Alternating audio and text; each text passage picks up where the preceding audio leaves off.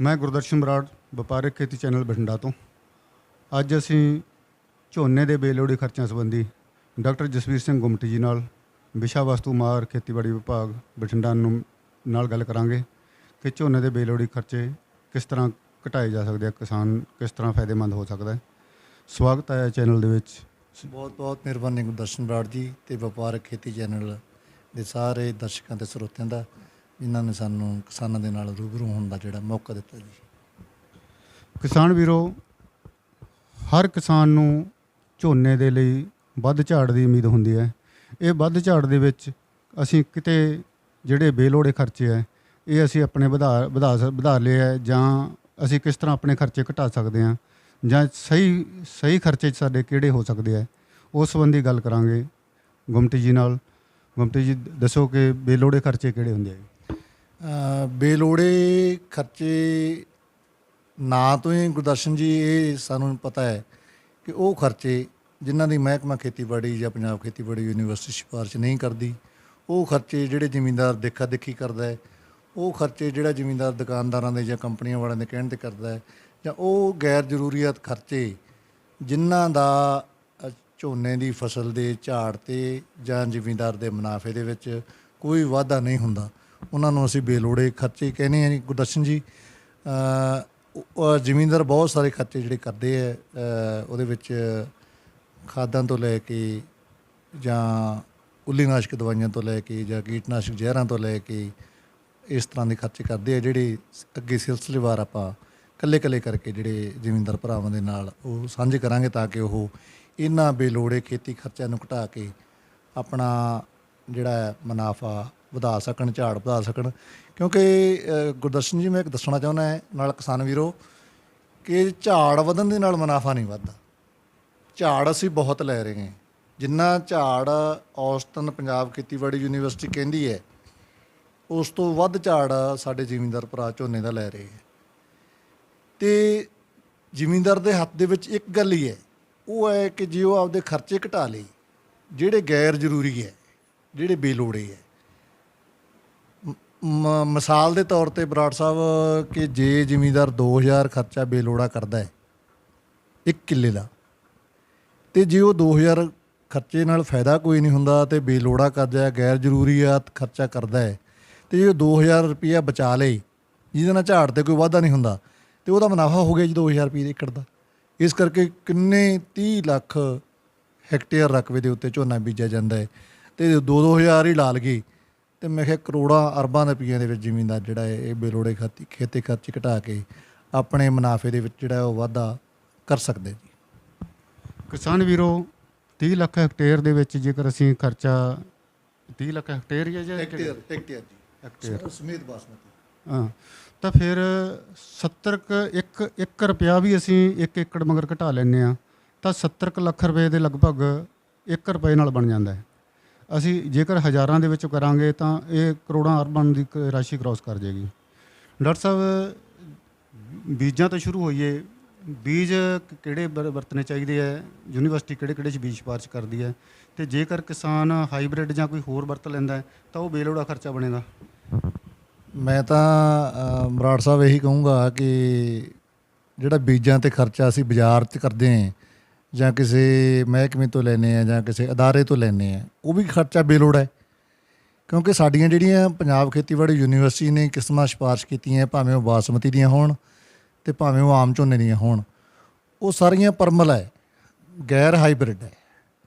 ਅਤੇ ਉਹਨਾਂ ਦਾ ਜ਼ਿਮੀਂਦਾਰ ਆਪਣੇ ਖੇਤ ਦੇ ਵਿੱਚ ਛਾਂਟ ਛਟਾਈ ਕਰਕੇ ਆਪਣੇ ਤੌਰ 'ਤੇ ਬੀਜ ਜੇ ਤਿਆਰ ਕਰ ਲਏ, ਅਤੇ ਜਿਹੜਾ ਉਹਨੂੰ ਬਾਹਰੋਂ ਬਹੁਤ ਮਹਿੰਗੇ ਰੇਟ ਦੇ ਉੱਤੇ ਜਿਹੜਾ ਬੀਜ ਮਿਲਦਾ ਹੈ, ਉਹ ਬੇਲੋੜਾ ਖਰਚਾ ਜਿਹੜਾ ਇੱਥੇ ਜ਼ਿਮੀਂਦਾਰ ਘੱਟ ਕਰ ਸਕਦਾ ਹੈ, ਬਜਾਏ ਇਸ ਦੇ ਕਿ ਜ਼ਿਮੀਂਦਾਰ ਬਾਹਰੋਂ ਬੀਜੇ ਜਾਂ ਗੈਰ ਸਿਫਾਰਸ਼ੀ, ਜਿਵੇਂ ਤੁਸੀਂ ਹਾਈਬ੍ਰਿਡ ਬਾਰੇ ਗੱਲ ਕੀਤੀ ਹੈ, ਜਿਨ੍ਹਾਂ ਦੀ ਅਸੀਂ ਪੰਜਾਬ ਖੇਤੀਬਾੜੀ ਯੂਨੀਵਰਸਿਟੀ ਜਾਂ ਮਹਿਕਮਾ ਖੇਤੀਬਾੜੀ ਬਿਲਕੁਲ ਸਿਫਾਰਿਸ਼ ਨਹੀਂ ਕਰਦਾ, ਲੇਕਿਨ ਸਾਨੂੰ ਪਤਾ ਵੀ ਕੁਛ ਜ਼ਿਮੀਂਦਾਰ ਗਾਹੇ ਬਗਾਹੇ ਇਸ ਤਰ੍ਹਾਂ ਦਾ ਕਈ ਵਾਰੀ ਪੰਗਾ ਲੈ ਬੈਠਦੇ ਹੈ।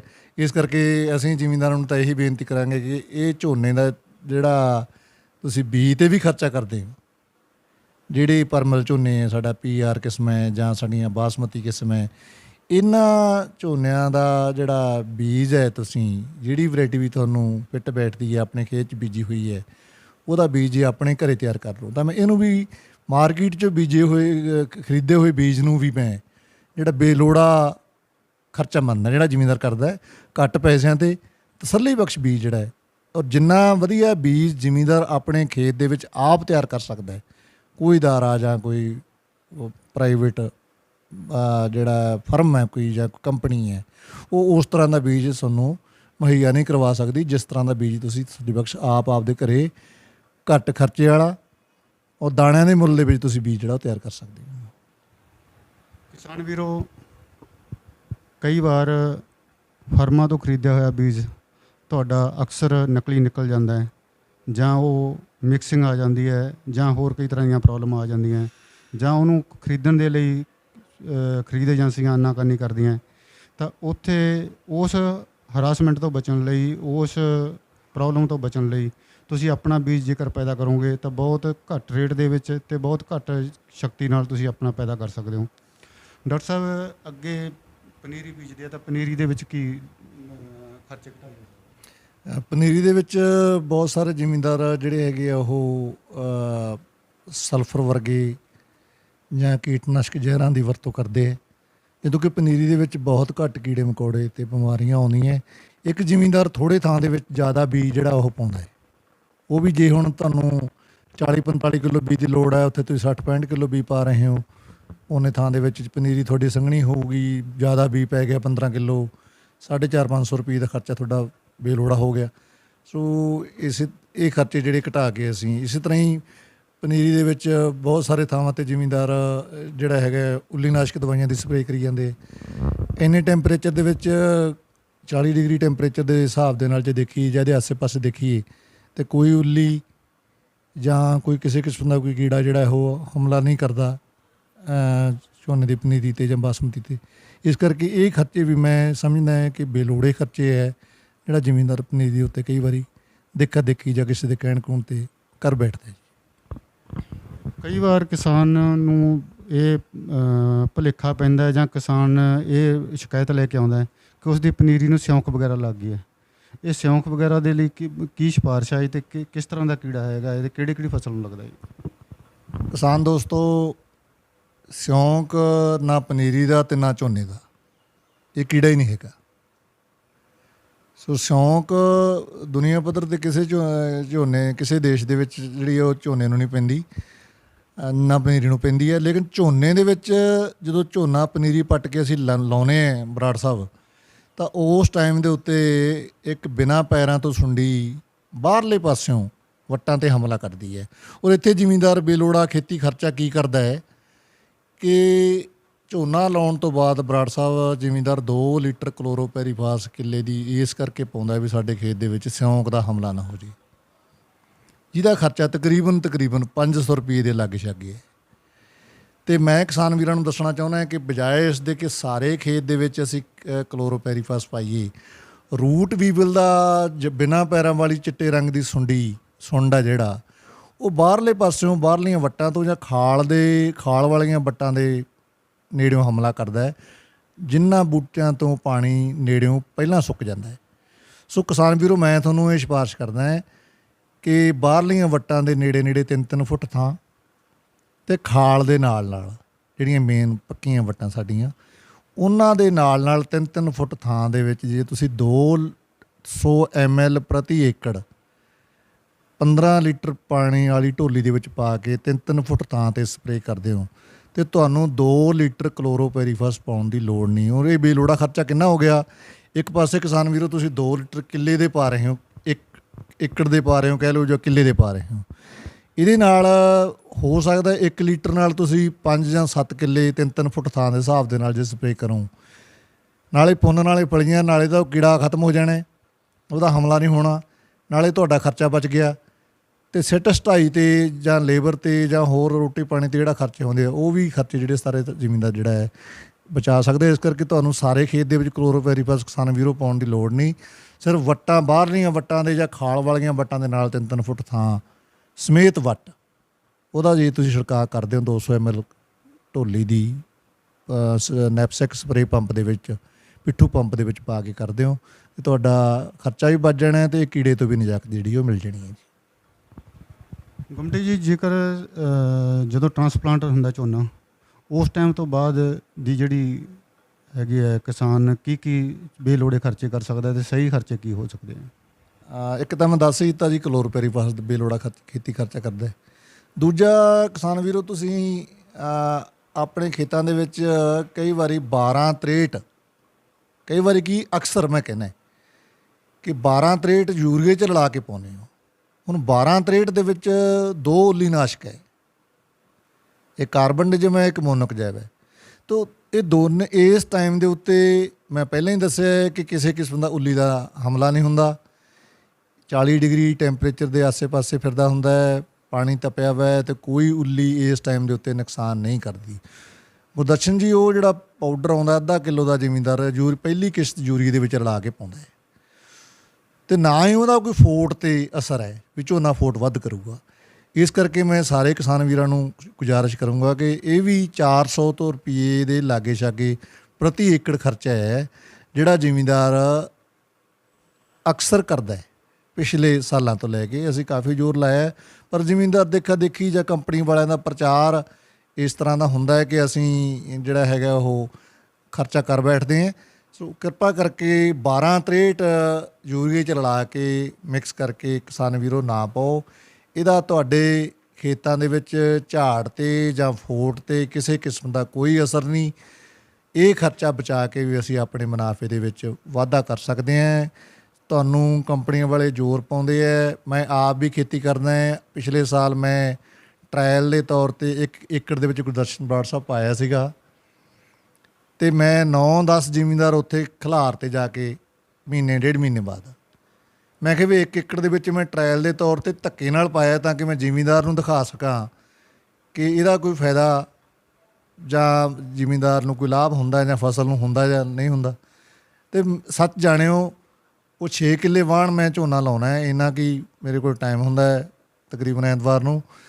ਇਸ ਕਰਕੇ ਉਹ ਜ਼ਿਮੀਂਦਾਰ 9-10 'ਚੋਂ ਕੋਈ ਜ਼ਿਮੀਂਦਾਰ ਇਹ ਨਹੀਂ ਦੱਸ ਸਕਿਆ ਕਿਸਾਨ ਵੀਰ ਕੋਈ ਕਿਹੜੇ ਕਿੱਲੇ ਦੇ ਵਿੱਚ ਮੈਂ ਉਹ 12-63 ਪਾਇਆ। ਇਹਦਾ ਮਤਲਬ ਬੇਲੋੜਾ ਖਰਚਾ ਹੈ। ਸੋ ਇਸ ਬੇਲੋੜੇ ਖੇਤੀ ਖਰਚੇ ਨੂੰ ਵੀ ਘਟਾ ਕੇ ਅਸੀਂ ਆਪਣੇ ਮੁਨਾਫੇ ਦੇ ਵਿੱਚ ਵਾਧਾ ਕਰ ਸਕਦੇ ਹਾਂ, ਔਰ ਬਿਨਾਂ ਕਿਸੇ ਝਾੜ ਦੇ ਨੁਕਸਾਨ ਤੋਂ।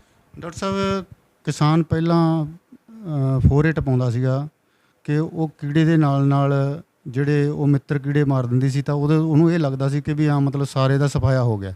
ਜਦੋਂ ਡੱਡੂ ਮੱਛੀ ਕੋਈ ਵੀ ਚੀਜ਼ ਸਾਰੀਆਂ ਖਤਮ ਹੋ ਕੇ ਉੱਤੇ ਤਰਦੀਆਂ ਫਿਰਦੀਆਂ ਸੀ ਪਾਣੀ 'ਤੇ, ਤਾਂ ਉਸ ਤੋਂ ਬਾਅਦ ਉਹ ਕਾਰਟਪ ਆਉਣ ਲੱਗ ਗਿਆ, ਉਹਦਾ ਬਦਲ ਕਾਰਟਪ ਦੇ ਰੂਪ 'ਚ ਆਇਆ। ਤਾਂ ਇਸ ਦੇ ਵਿੱਚ ਕੀ ਬੇਲੋੜਾ ਖਰਚਾ ਸੀਗਾ? ਕੀ ਉਹਦਾ ਮਤਲਬ ਜਿਹੜਾ ਹੈਗਾ ਪਰਪਜ਼ ਪੂਰਾ ਹੁੰਦਾ ਸੀ ਕੀੜੇ ਮਾਰਨ ਦਾ ਅਤੇ ਉਹਨੂੰ ਫੋਟ ਕਰਨ ਦਾ? ਕਿਸਾਨ ਵੀਰੋ, ਜਿਹੜੀ ਫੋਰੇਟ ਦਵਾਈ ਸੀ ਜਿਹਨੂੰ ਤੁਸੀਂ ਆਮ ਤੌਰ 'ਤੇ ਥਿਮਟ ਦੇ ਨਾਂ ਨਾਲ ਜਾਣਦੇ ਸੀਗੇ, ਉਹ ਵੀ ਇੱਕ ਕੀਟਨਾਸ਼ਕ ਜ਼ਹਿਰ ਸੀ। ਔਰ ਜਿਹੜੀ ਬਿਨਾਂ ਪੈਰਾਂ ਵਾਲੀ ਸੁੰਡੀ ਸੀ ਸਾਡੀ ਰੂਟ ਵੀਬਲ, ਜਿਹਦੀ ਆਪਾਂ ਪਹਿਲਾਂ ਗੱਲ ਕਰਕੇ ਹਟੇ ਹਾਂ, ਉਹਦੇ ਵਾਸਤੇ ਪਾਈ ਜਾਂਦੀ ਸੀ। ਉਸ ਟਾਈਮ ਦੇ ਉੱਤੇ ਖੇਤ ਪੱਧਰ ਨਹੀਂ ਸੀ ਹੁੰਦੇ, ਲੇਜ਼ਰ ਲੈਵਲਿੰਗ ਨਹੀਂ ਸੀ ਹੋਇਆ ਕਰਦੀ, ਤਕਨੀਕ ਨਹੀਂ ਸੀ ਉਪਲਬਧ ਸਾਡੇ ਕੋਲ। ਹੁਣ ਖੇਤ ਬਿਲਕੁਲ ਪੱਧਰ ਹੁੰਦੇ ਆ, ਪਾਣੀ ਇੱਕਸਾਰ ਖੜ੍ਹਦਾ ਹੈ, ਧੋੜੀਆਂ ਨਹੀਂ ਬਣਦੀਆਂ, ਇਸ ਕਰਕੇ ਰੂਟ ਵੀਬਲ ਦਾ ਸਾਰੇ ਖੇਤ 'ਚ ਹਮਲਾ ਨਹੀਂ ਹੁੰਦਾ। ਸੋ ਫੋਰੇਟ ਪਾਉਣ ਦੀ ਬਿਲਕੁਲ ਜ਼ਰੂਰਤ ਨਹੀਂ। ਇਹ ਬੇਲੋੜਾ ਖਰਚਾ ਹੈ। ਇਹਦੀ ਜਗ੍ਹਾ 'ਤੇ ਮੈਂ ਪਹਿਲਾਂ ਹੀ ਦੱਸ ਚੁੱਕਾ ਕਿ ਤੁਸੀਂ ਕਲੋਰੋਪੈਰੀਫਾਸ ਦੇ ਸਪਰੇਅ ਕਰ ਦਿਓ। ਨਾਲ ਗੁਰਦਰਸ਼ਨ, ਜਿਹੜਾ ਤੁਸੀਂ ਪ੍ਰਧਾਨ ਵਾਲਾ ਪੁੱਛਿਆ, ਕਾਰਟੈਪ ਹਾਈਡਰੋਕਲੋਰਾਈਡ, ਕਾਰਟੈਪ ਹਾਈਡਰੋਕਲੋਰਾਈਡ ਜਿਹੜਾ ਕੀਟਨਾਸ਼ਕ ਜ਼ਹਿਰ ਹੈ, ਇਹ ਗੁਰਦਰਸ਼ਨ ਜੀ ਅਸੀਂ ਝੋਨੇ 'ਤੇ ਸਿਫਾਰਿਸ਼ ਨਹੀਂ ਕਰਦੇ। ਅਤੇ ਜ਼ਿਮੀਂਦਾਰ ਧੜਾ ਧੜੀ ਜਾਂ ਦੇਖੋ ਦੇਖੀ ਜਾਂ ਸੌਖ ਦੇ ਲਾਲਚ ਦੇ ਵਿੱਚ ਵੀ ਮੈਨੂੰ ਸੌਖੀ ਹੈ, ਸਿੱਟਣੀ ਸੌਖੀ ਹੈ, ਔਰ ਮੈਂ ਇੱਥੋਂ ਤੱਕ ਕਹੂੰਗਾ ਕਿ ਅਜੇ ਤੱਕ ਜ਼ਿਮੀਂਦਾਰ ਨੂੰ ਜੇ ਕੋਈ ਕਣਕ ਝੋਨਾ ਮੰਡੀ ਦੇ ਵਿੱਚ ਲਾਹ ਕੇ ਆਇਆ ਅਤੇ ਉਹਨੂੰ ਜੇ ਆਉਂਦਿਆਂ ਨੂੰ ਪੁੱਛ ਲਗੇ ਵੀ ਕੀ ਕਰਕੇ ਆਏ, ਅਤੇ ਉਹ ਕੋਈ ਝੋਨਾ ਸਿੱਟ ਕੇ ਆਏ ਜਾਂ ਕਣਕ ਸਿੱਟ ਕੇ ਆਏ, ਤਾਂ ਸਿੱਟਣਾ ਸ਼ਬਦ ਜ਼ਿਮੀਂਦਾਰ ਦੇ ਜ਼ਿਹਨ ਦੇ ਵਿੱਚ ਘਰ ਜਾ ਕਰ ਗਿਆ, ਮੈਨੂੰ ਐਂ ਲੱਗਦਾ ਹੈ। ਸੋ ਸਿੱਟਣੀ ਉਹਨੂੰ ਥੋੜ੍ਹੀ ਸੌਖੀ ਲੱਗਦੀ ਹੈ, ਅਤੇ ਸਪਰੇਅ ਕਰਨੀ ਜਾਂ ਛਿੜਕਾਅ ਕਰਨਾ ਉਹਨੂੰ ਥੋੜ੍ਹਾ ਜਿਹਾ ਔਖਾ ਲੱਗਦਾ ਹੈ। ਲੇਕਿਨ ਇਹਦੀ ਜਗ੍ਹਾ 'ਤੇ ਸਾਡੇ ਕੋਲ ਦਵਾਈਆਂ ਕਿਸਾਨ ਵੀਰੋ ਆ ਗਈਆਂ, ਜਿਹੜੀਆਂ ਅੱਗੇ ਜਾ ਕੇ ਤੁਹਾਨੂੰ ਅਸੀਂ ਦੱਸਾਂਗੇ। ਸੋ ਇਹ ਜਿਹੜਾ ਦਾਣੇਦਾਰ ਦਵਾਈ ਵਾਲਾ ਪਰਮਲ ਝੋਨੇ 'ਤੇ ਖਰਚਾ ਜਿਹੜਾ ਹੈ ਉਹ ਆਮ ਦਵਾਈਆਂ ਨਾਲੋਂ ਜ਼ਿਆਦਾ ਹੈ। ਇੱਥੇ ਵੀ ਤੁਸੀਂ ਤਕਰੀਬਨ 250 ਰੁਪਈਆ 300 ਰੁਪਈਆ ਪ੍ਰਤੀ ਏਕੜ ਦਾ ਬੇਲੋੜਾ ਖਰਚਾ ਜਿਹੜਾ, ਔਰ ਗੈਰ ਸਿਫਾਰਸ਼ ਵੀ ਹੈ ਨਹੀਂ ਉਹਦੀ, ਔਰ ਇਹ ਜਿਹੜਾ ਤੁਸੀਂ ਦੇਖੋ ਕਿਸਾਨ ਵੀਰੋ ਕਿ ਜਿਹੜੀ ਦਾਣੇਦਾਰ ਦਵਾਈ ਹੈ ਇਹਨੇ ਮਾਰਨੀ ਤਾਂ ਪੱਤਾ ਲਪੇਟ ਤੇ ਗੋਹ ਵਾਲੀ ਹੈ, ਤੇ ਪਾ ਰਹੇ ਇਹਨੂੰ ਆਪਾਂ ਜ਼ਮੀਨ 'ਚ। ਜਿੱਥੇ ਦੁਸ਼ਮਣ ਬੈਠਾ ਉੱਥੇ ਸਪਰੇਅ ਹੀ ਕਿਉਂ ਨਾ ਕੀਤੀ ਜਾਵੇ, ਕਿਉਂਕਿ ਪੱਤਾ ਲਪੇਟ ਵੀ ਤੇ ਗੋਹ ਵਾਲੀ ਵੀ ਇਹ ਦੋਨੇ ਸੁੰਡੀਆਂ ਸਾਡੇ ਤਾਂ ਸਾਨੂੰ ਮਿਲ ਜਾਣਗੀਆਂ, ਗੋਹ ਦੇ ਵਿੱਚ ਹੀ ਮਿਲ ਜਾਣੀ ਹੈ ਜਾਂ ਪੱਤੇ 'ਚ ਮਿਲ ਜਾਣੀ ਹੈ। ਇਸ ਕਰਕੇ ਡਾਇਰੈਕਟ ਅਸੀਂ ਉੱਥੇ ਅਟੈਕ ਕਰੀਏ ਸਪਰੇਅ ਨਾਲ, ਛਿੜਕਾਅ ਨਾਲ, ਤੇ ਬਿਹਤਰ ਰਿਜ਼ਲਟ ਮਿਲਣਗੇ। ਤੇ ਇਹਦਾ ਸਾਇੰਸਦਾਨ ਦੱਸਦੇ ਹੈ ਕਿ ਜਿਹੜਾ ਕੈਮੀਕਲ ਹੈ ਦਾਣੇਦਾਰ ਦਵਾਈ ਵਾਲਾ, ਇਹਦਾ 20-25 ਸਾਲ ਅਸਰ ਜ਼ਮੀਨ ਦੇ ਵਿੱਚੋਂ ਨਹੀਂ ਜਾਂਦਾ, ਤੇ ਉਹੀ ਤੁਹਾਡੇ ਅੰਦਰ ਜਾਊਗਾ, ਦਾਣਿਆਂ ਰਾਹੀਂ ਜਾਊਗਾ, ਪੱਠਿਆਂ ਰਾਹੀਂ ਜਾਊਗਾ, ਦੁੱਧ ਰਾਹੀਂ ਜਾਊਗਾ, ਸਬਜ਼ੀਆਂ ਰਾਹੀਂ ਜਾਊਗਾ, ਫਲਾਂ ਰਾਹੀਂ ਜਾਊਗਾ। ਸੋ ਇਹਦੇ ਤੋਂ ਪਰਹੇਜ਼ ਗਰੇਜ ਕਰੋ ਤਾਂ ਕਿ ਅਸੀਂ ਬੇਲੋੜਾ ਖਰਚਾ ਵੀ ਘਟਾ ਲਈਏ ਤੇ ਆਪਾਂ ਜ਼ਹਿਰ ਮੁਕਤ ਸਬਜ਼ੀ ਜਾਂ ਹੋਰ ਜਿਹੜਾ ਦਾਣੇ ਹੈ ਜਾਂ ਝੋਨਾ ਹੈ ਜਾਂ ਚੌਲ ਹੈ ਜਾਂ ਕਣਕ ਹੈ ਉਹ ਖਾ ਸਕੀਏ। ਕਿਸਾਨ ਵੀਰੋ, ਕਈ ਵਾਰ ਮਜ਼ਦੂਰ ਨਾ ਮਿਲਣ ਕਰਕੇ, ਲੇਬਰ ਨਾ ਮਿਲਣ ਕਰਕੇ ਆਪਾਂ ਨੂੰ ਦਾਣੇਦਾਰ ਦਵਾਈਆਂ ਦਾ ਪ੍ਰਚਲਨ ਵੱਧ ਜਾਂਦਾ ਹੈ, ਤਾਂ ਉੱਥੇ ਕਿਤੇ ਨਾ ਕਿਤੇ ਜਾ ਕੇ ਅਸੀਂ ਬੇਲੋੜੇ ਖਰਚੇ ਦੇ ਵਿੱਚ ਫਸਦੇ ਹਾਂ। ਤਾਂ ਕਈ ਕਾਰਟਅਪ ਪ੍ਰਧਾਨ ਕੀ ਸੀਗਾ ਫੋਰੇਟ ਦਵਾਈ ਸਿੱਟਣ ਨਾਲ ਕਈ ਮਜ਼ਦੂਰਾਂ ਦੀ ਅਤੇ ਕਿਸਾਨਾਂ ਦੀ ਮੌਤ ਵੀ ਹੋਈ ਹੈ। ਤਾਂ ਇਹ ਜੇ ਅਸੀਂ ਰਿਸਕੀ ਖਰਚੇ ਜਿਹੜੇ ਹੈਗੇ ਆ ਉਹ ਹੋਰ ਵੀ ਵੱਧ ਜਾਂਦੇ ਆ, ਹੋਰ ਵੀ ਬੇਲੋੜੇ ਖਰਚੇ ਬਣ ਜਾਂਦੇ ਆ। ਜੇ ਕਿਸੇ ਨੂੰ ਸਪਰੇਅ ਚੜ੍ਹਦੀ ਹੈ ਤਾਂ ਇਹਨਾਂ ਖਰਚਿਆਂ ਤੋਂ ਅਸੀਂ ਬਚਣ ਦੀ ਕੋਸ਼ਿਸ਼ ਕਰੀਏ। ਡਾਕਟਰ ਸਾਹਿਬ, ਹੁਣ ਇਸ ਤੋਂ ਬਾਅਦ ਖਾਦ ਦੀ ਆ ਜਾਂਦੀ ਹੈ। ਖਾਦ ਦੇ ਵਿੱਚ ਕਿਹੜੀਆਂ ਸਿਫਾਰਸ਼ਾਂ ਕੀਤੀਆਂ ਅਤੇ ਕਿਹੜੇ ਬੇਲੋੜੇ ਖਰਚੇ ਬਣਦੇ ਆ? ਦੇਖੋ, ਖਾਦ ਦੇ ਵਿੱਚੋਂ ਮੈਂ ਇਸ ਤੋਂ ਪਹਿਲਾਂ ਕਿ DAP ਦੀ ਜਾਂ ਯੂਰੀਆ ਦੀ ਜਾਂ ਜ਼ਿੰਕ ਦੀ ਗੱਲ ਕਰਾਂ, ਇੱਕ ਚੀਜ਼ ਦਾ ਰੁਝਾਨ ਬਰਾੜ ਸਾਹਿਬ ਹੋਰ ਵੱਧ ਗਿਆ ਜ਼ਿਮੀਂਦਾਰਾਂ 'ਚ ਕਿ ਉਹਨੇ ਆਪਣੇ ਝੋਨੇ ਦੇ ਵਿੱਚ ਸਲਫਰ ਪਾਉਣਾ ਸ਼ੁਰੂ ਕਰਤਾ। 3-3 ਕਿਲੋ, 3.5 ਕਿਲੋ, 2.5 ਕਿਲੋ ਤੋਂ ਲੈ ਕੇ 3.5 ਕਿਲੋ ਤੱਕ। ਉਹਦਾ ਖਰਚਾ ਵੀ 400 ਰੁਪਏ ਦੇ ਲਾਗੇ ਛਾਗੇ ਹੈ। ਕਿਸਾਨ ਵੀਰੋ, ਜਿਹੜਾ ਸਲਫਰ ਹੈ ਇਹਦੀ ਲੋੜ ਤੇਲ ਬੀਜ ਫਸਲਾਂ ਨੂੰ ਹੈ। ਇਹਦੀ ਲੋੜ ਉਹਨਾਂ ਫਸਲਾਂ ਨੂੰ ਹੈ ਜਿਨ੍ਹਾਂ ਨੂੰ ਫਲੀਆਂ ਲੱਗਦੀਆਂ, ਨਾ ਝੋਨੇ ਨੂੰ, ਨਾ ਕਣਕ ਨੂੰ, ਨਾ ਬਾਸਮਤੀ ਨੂੰ ਫਲੀਆਂ ਨਹੀਂ ਲੱਗਦੀਆਂ। ਸੋ ਇਹ ਜਿਹੜਾ ਸਲਫਰ ਤੁਸੀਂ ਪਾ ਰਹੇ ਹੋ ਇਹ ਤੁਹਾਡਾ 350-400 ਰੁਪਏ ਦਾ ਬੇਲੋੜਾ ਅਤੇ ਗੈਰ ਜ਼ਰੂਰੀ ਖਰਚਾ ਹੈ, ਜਿਹੜਾ ਹਰ ਜ਼ਿਮੀਂਦਾਰ ਨੂੰ ਬੰਦ ਕਰਨਾ ਚਾਹੀਦਾ ਹੈ। ਇਹਦੀ ਬਿਲਕੁਲ ਜ਼ਰੂਰਤ ਨਹੀਂ। ਇਹਦਾ ਝਾੜ 'ਤੇ ਜਾਂ ਫਸਲ ਦੀ ਕੁਆਲਿਟੀ 'ਤੇ ਕੋਈ ਅਸਰ ਨਹੀਂ। ਹਾਂ, ਜੇ ਤੁਹਾਡੇ ਬੋਰ ਦੇ ਪਾਣੀ 'ਚ ਕਾਲਾ ਸ਼ੋਰਾ ਆ ਰਿਹਾ ਹੈ ਤਾਂ ਤੁਸੀਂ ਮਿੱਟੀ ਟੈਸਟ ਕਰਵਾ ਕੇ ਝੋਨਾ ਲਾਉਣ ਤੋਂ ਪਹਿਲਾਂ ਜਿੰਨੀ ਅਸੀਂ ਸਿਫਾਰਿਸ਼ ਕਰਦੇ ਹਾਂ ਜਿਪਸਮ ਦੀ, ਉਹਨਾਂ ਪਾ ਕੇ ਤੁਸੀਂ ਉਹ ਕਾਲੇ ਸ਼ੋਰੇ ਦੀ ਜਿਹੜੀ ਮਿਕਦਾਰ ਹੈ ਜਾਂ ਜਿਹੜਾ ਜਮ੍ਹਾਂ ਕੀਤਾ ਬੋਰ ਦੇ ਪਾਣੀ ਤੁਹਾਡੇ ਖੇਤ ਦੇ ਵਿੱਚ, ਉਹਨੂੰ ਖਤਮ ਕਰ ਸਕਦੇ ਹਾਂ। ਪਰ ਉਹ ਵੀ ਫਸਲ ਬੀਜਣ ਤੋਂ ਪਹਿਲਾਂ ਅਤੇ ਟੈਸਟ ਰਿਪੋਰਟ ਦੇ ਆਉਣ ਤੋਂ ਬਾਅਦ ਜਿੰਨਾ ਸਿਫਾਰਿਸ਼ ਕਰਾਂਗੇ। ਇਹਦੇ ਨਾਲ ਹੀ ਇੱਕ ਖਰਚਾ ਮੈਂ ਹੋਰ ਗਿਣਾ, ਬਹੁਤ ਸਾਰੇ ਜ਼ਿਮੀਂਦਾਰ ਫਾਸਫੋਰਸ ਵਾਲੀਆਂ ਖਾਦਾਂ ਹਟ ਗਏ ਹੈ। ਚੰਗੀ ਗੱਲ ਹੈ, ਚੰਗਾ ਰੁਝਾਨ ਹੈ। ਸਾਡੇ ਪ੍ਰਚਾਰ ਦਾ ਕਾਫੀ ਅਸਰ ਜ਼ਿਮੀਂਦਾਰਾਂ 'ਤੇ ਪਿਆ, ਲੇਕਿਨ ਅਜੇ ਵੀ ਕੁਛ ਨਾ ਕੁਛ ਜ਼ਿਮੀਂਦਾਰ 25 kilo, 30 kilo, 35 kilo diammonium phosphate DAP ਜਿਹਨੂੰ ਕਹਿੰਦੇ ਆਪਾਂ ਅਜੇ ਪਾਉਂਦੇ ਹੈ। ਸੋ ਕਿਸਾਨ ਵੀਰੋ, ਸਾਰੇ ਜ਼ਿਮੀਂਦਾਰ ਭਰਾਵਾਂ ਨੂੰ ਬੇਨਤੀ ਹੈ ਕਿ DAP ਸਾਲ ਦੇ ਵਿੱਚ ਕਣਕ ਨੂੰ ਪੈਂਦਾ ਇੱਕ ਵਾਰੀ, ਔਰ ਜਿੰਨਾ ਕਣਕ ਨੇ ਲੈ ਲਿਆ ਉਦੋਂ ਅਣਵਰਤਿਆ ਜਿਹੜੀ ਖਾਦ ਹੈ, ਜਿੰਨੀ ਲੋੜ ਹੈ ਝੋਨੇ ਨੂੰ ਨਾ ਬਾਸਮਤੀ ਨੂੰ, ਉਹਨੇ ਅਣਵਰਤੀ ਜਿਹੜੀ ਕਣਕ ਵਾਲੀ DAP ਹੈ ਜਾਂ ਫਾਸਫੋਰਸ ਆ ਉਹ ਲੈ ਲੈਣੀ ਹੈ। ਇਸ ਕਰਕੇ DAP ਦਾ ਗੱਟਾ ਜਿਹੜਾ ਹੈ ਮੇਰਾ ਖਿਆਲ ਹੈ 1200 ਤੋਂ ਉੱਪਰ ਹੋ ਗਿਆ ਹੁਣ, ਅਤੇ ਇਹ ਖਰਚਾ ਵੀ ਜ਼ਿਮੀਂਦਾਰ ਦਾ 600-700 ਰੁਪਏ ਬਣ ਗਿਆ ਜੀ, ਜੇ ਅੱਧਾ ਗੱਟਾ ਵੀ ਪਾਵੇ ਤਾਂ ਉਹ। ਤਾਂ ਇਹ ਖਰਚਾ 650 ਰੁਪਏ ਦੇ ਹਿਸਾਬ ਨਾਲ ਜੇ ਜ਼ਿਮੀਂਦਾਰ ਘਟਾ ਲਏ ਤਾਂ ਉਹਦਾ ਫਾਇਦਾ ਹੋ ਸਕਦਾ। ਇਹਦੇ ਨਾਲ ਗੁਰਦਰਸ਼ਨ ਜੀ, ਮੈਂ ਇੱਕ ਹੋਰ ਗੱਲ ਕਰਨੀ ਚਾਹੁੰਦਾ। ਜ਼ਿਮੀਂਦਾਰ ਯੂਰੀਆ ਜ਼ਿਆਦਾ ਪਾਉਂਦਾ ਹੈ ਸਾਡੀ ਸਿਫਾਰਿਸ਼ ਨਾਲੋਂ, ਔਰ ਯੂਰੀਆ ਵੱਧ ਪਾਉਣ ਦਾ ਮੋਢਾ ਜਿਹੜਾ ਉਹ ਜ਼ਿਮੀਂਦਾਰ ਲਵਾਈ ਵੇਲੇ ਹੀ ਬੰਨ੍ਹ ਲੈਂਦਾ। ਅਸੀਂ ਕਿਸਾਨ ਦੋਸਤੋ ਕਹਿੰਦੇ ਹਾਂ ਕਿ 1 ਵਰਗ ਮੀਟਰ ਦੇ ਵਿੱਚ 33 ਬੂਟੇ ਲੱਗਣੇ ਚਾਹੀਦੇ ਆ ਟਾਈਮ ਸਿਰ ਬੀਜੇ ਝੋਨੇ ਨੂੰ,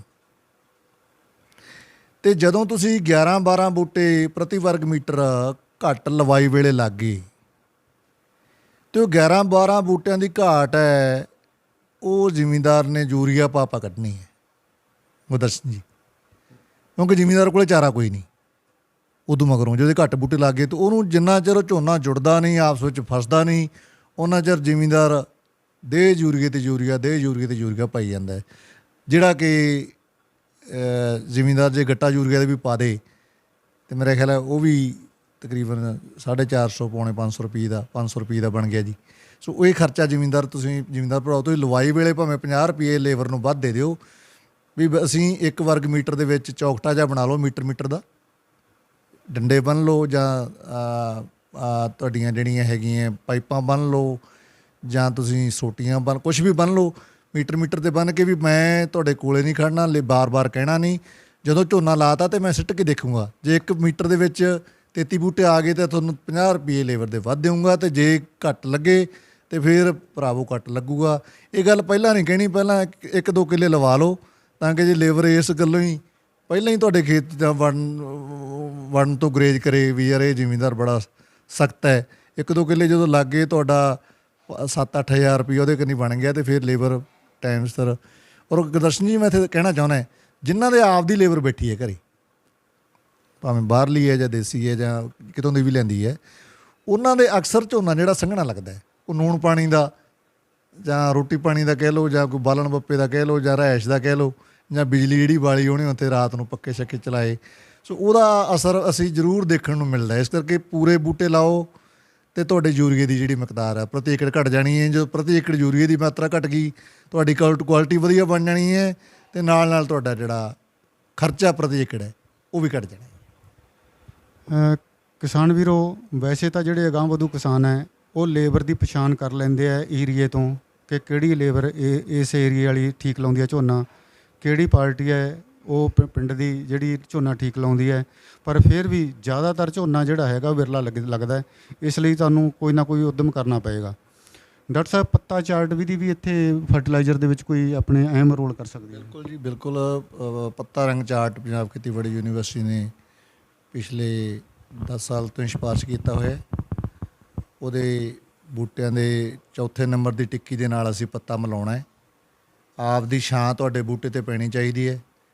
ਇਸ ਤਰ੍ਹਾਂ ਤੁਸੀਂ 10-15 ਬੂਟੇ ਜਿਹੜੇ ਹੈ ਉਹਨਾਂ ਦੇ ਪੱਤੇ ਉੱਪਰਲੇ ਪੱਤੇ ਛੱਡ ਕੇ ਜਿਹੜਾ ਤਾਹਾਂ ਵਾਲੇ 2-3 ਪੱਤੇ ਛੱਡ ਕੇ ਬੂਟੇ ਮਿਲਾਉਣੇ ਹੈ, ਪੱਤੇ ਮਿਲਾਉਣੇ ਹੈ। ਟਿੱਕੀ ਦੇ ਨਾਲ ਪੱਤਾ ਰੱਖ ਲੈਣਾ, ਅਤੇ ਜੇ ਉਹ 4ਥੇ ਨੰਬਰ ਦੀ ਟਿੱਕੀ ਤੋਂ ਰੰਗ ਫਿੱਕਾ ਹੈ ਅਤੇ 25 ਕਿਲੋ ਯੂਰੀਆ ਪਾਉਣਾ ਹੈ। ਜੇ ਉਹ ਤੋਂ ਜ਼ਿਆਦਾ ਗੂੜਾ ਹੈ ਤਾਂ ਸਮਝ ਲਓ ਝੋਨੇ ਨੂੰ ਯੂਰੀਏ ਦੀ ਲੋੜ ਨਹੀਂ।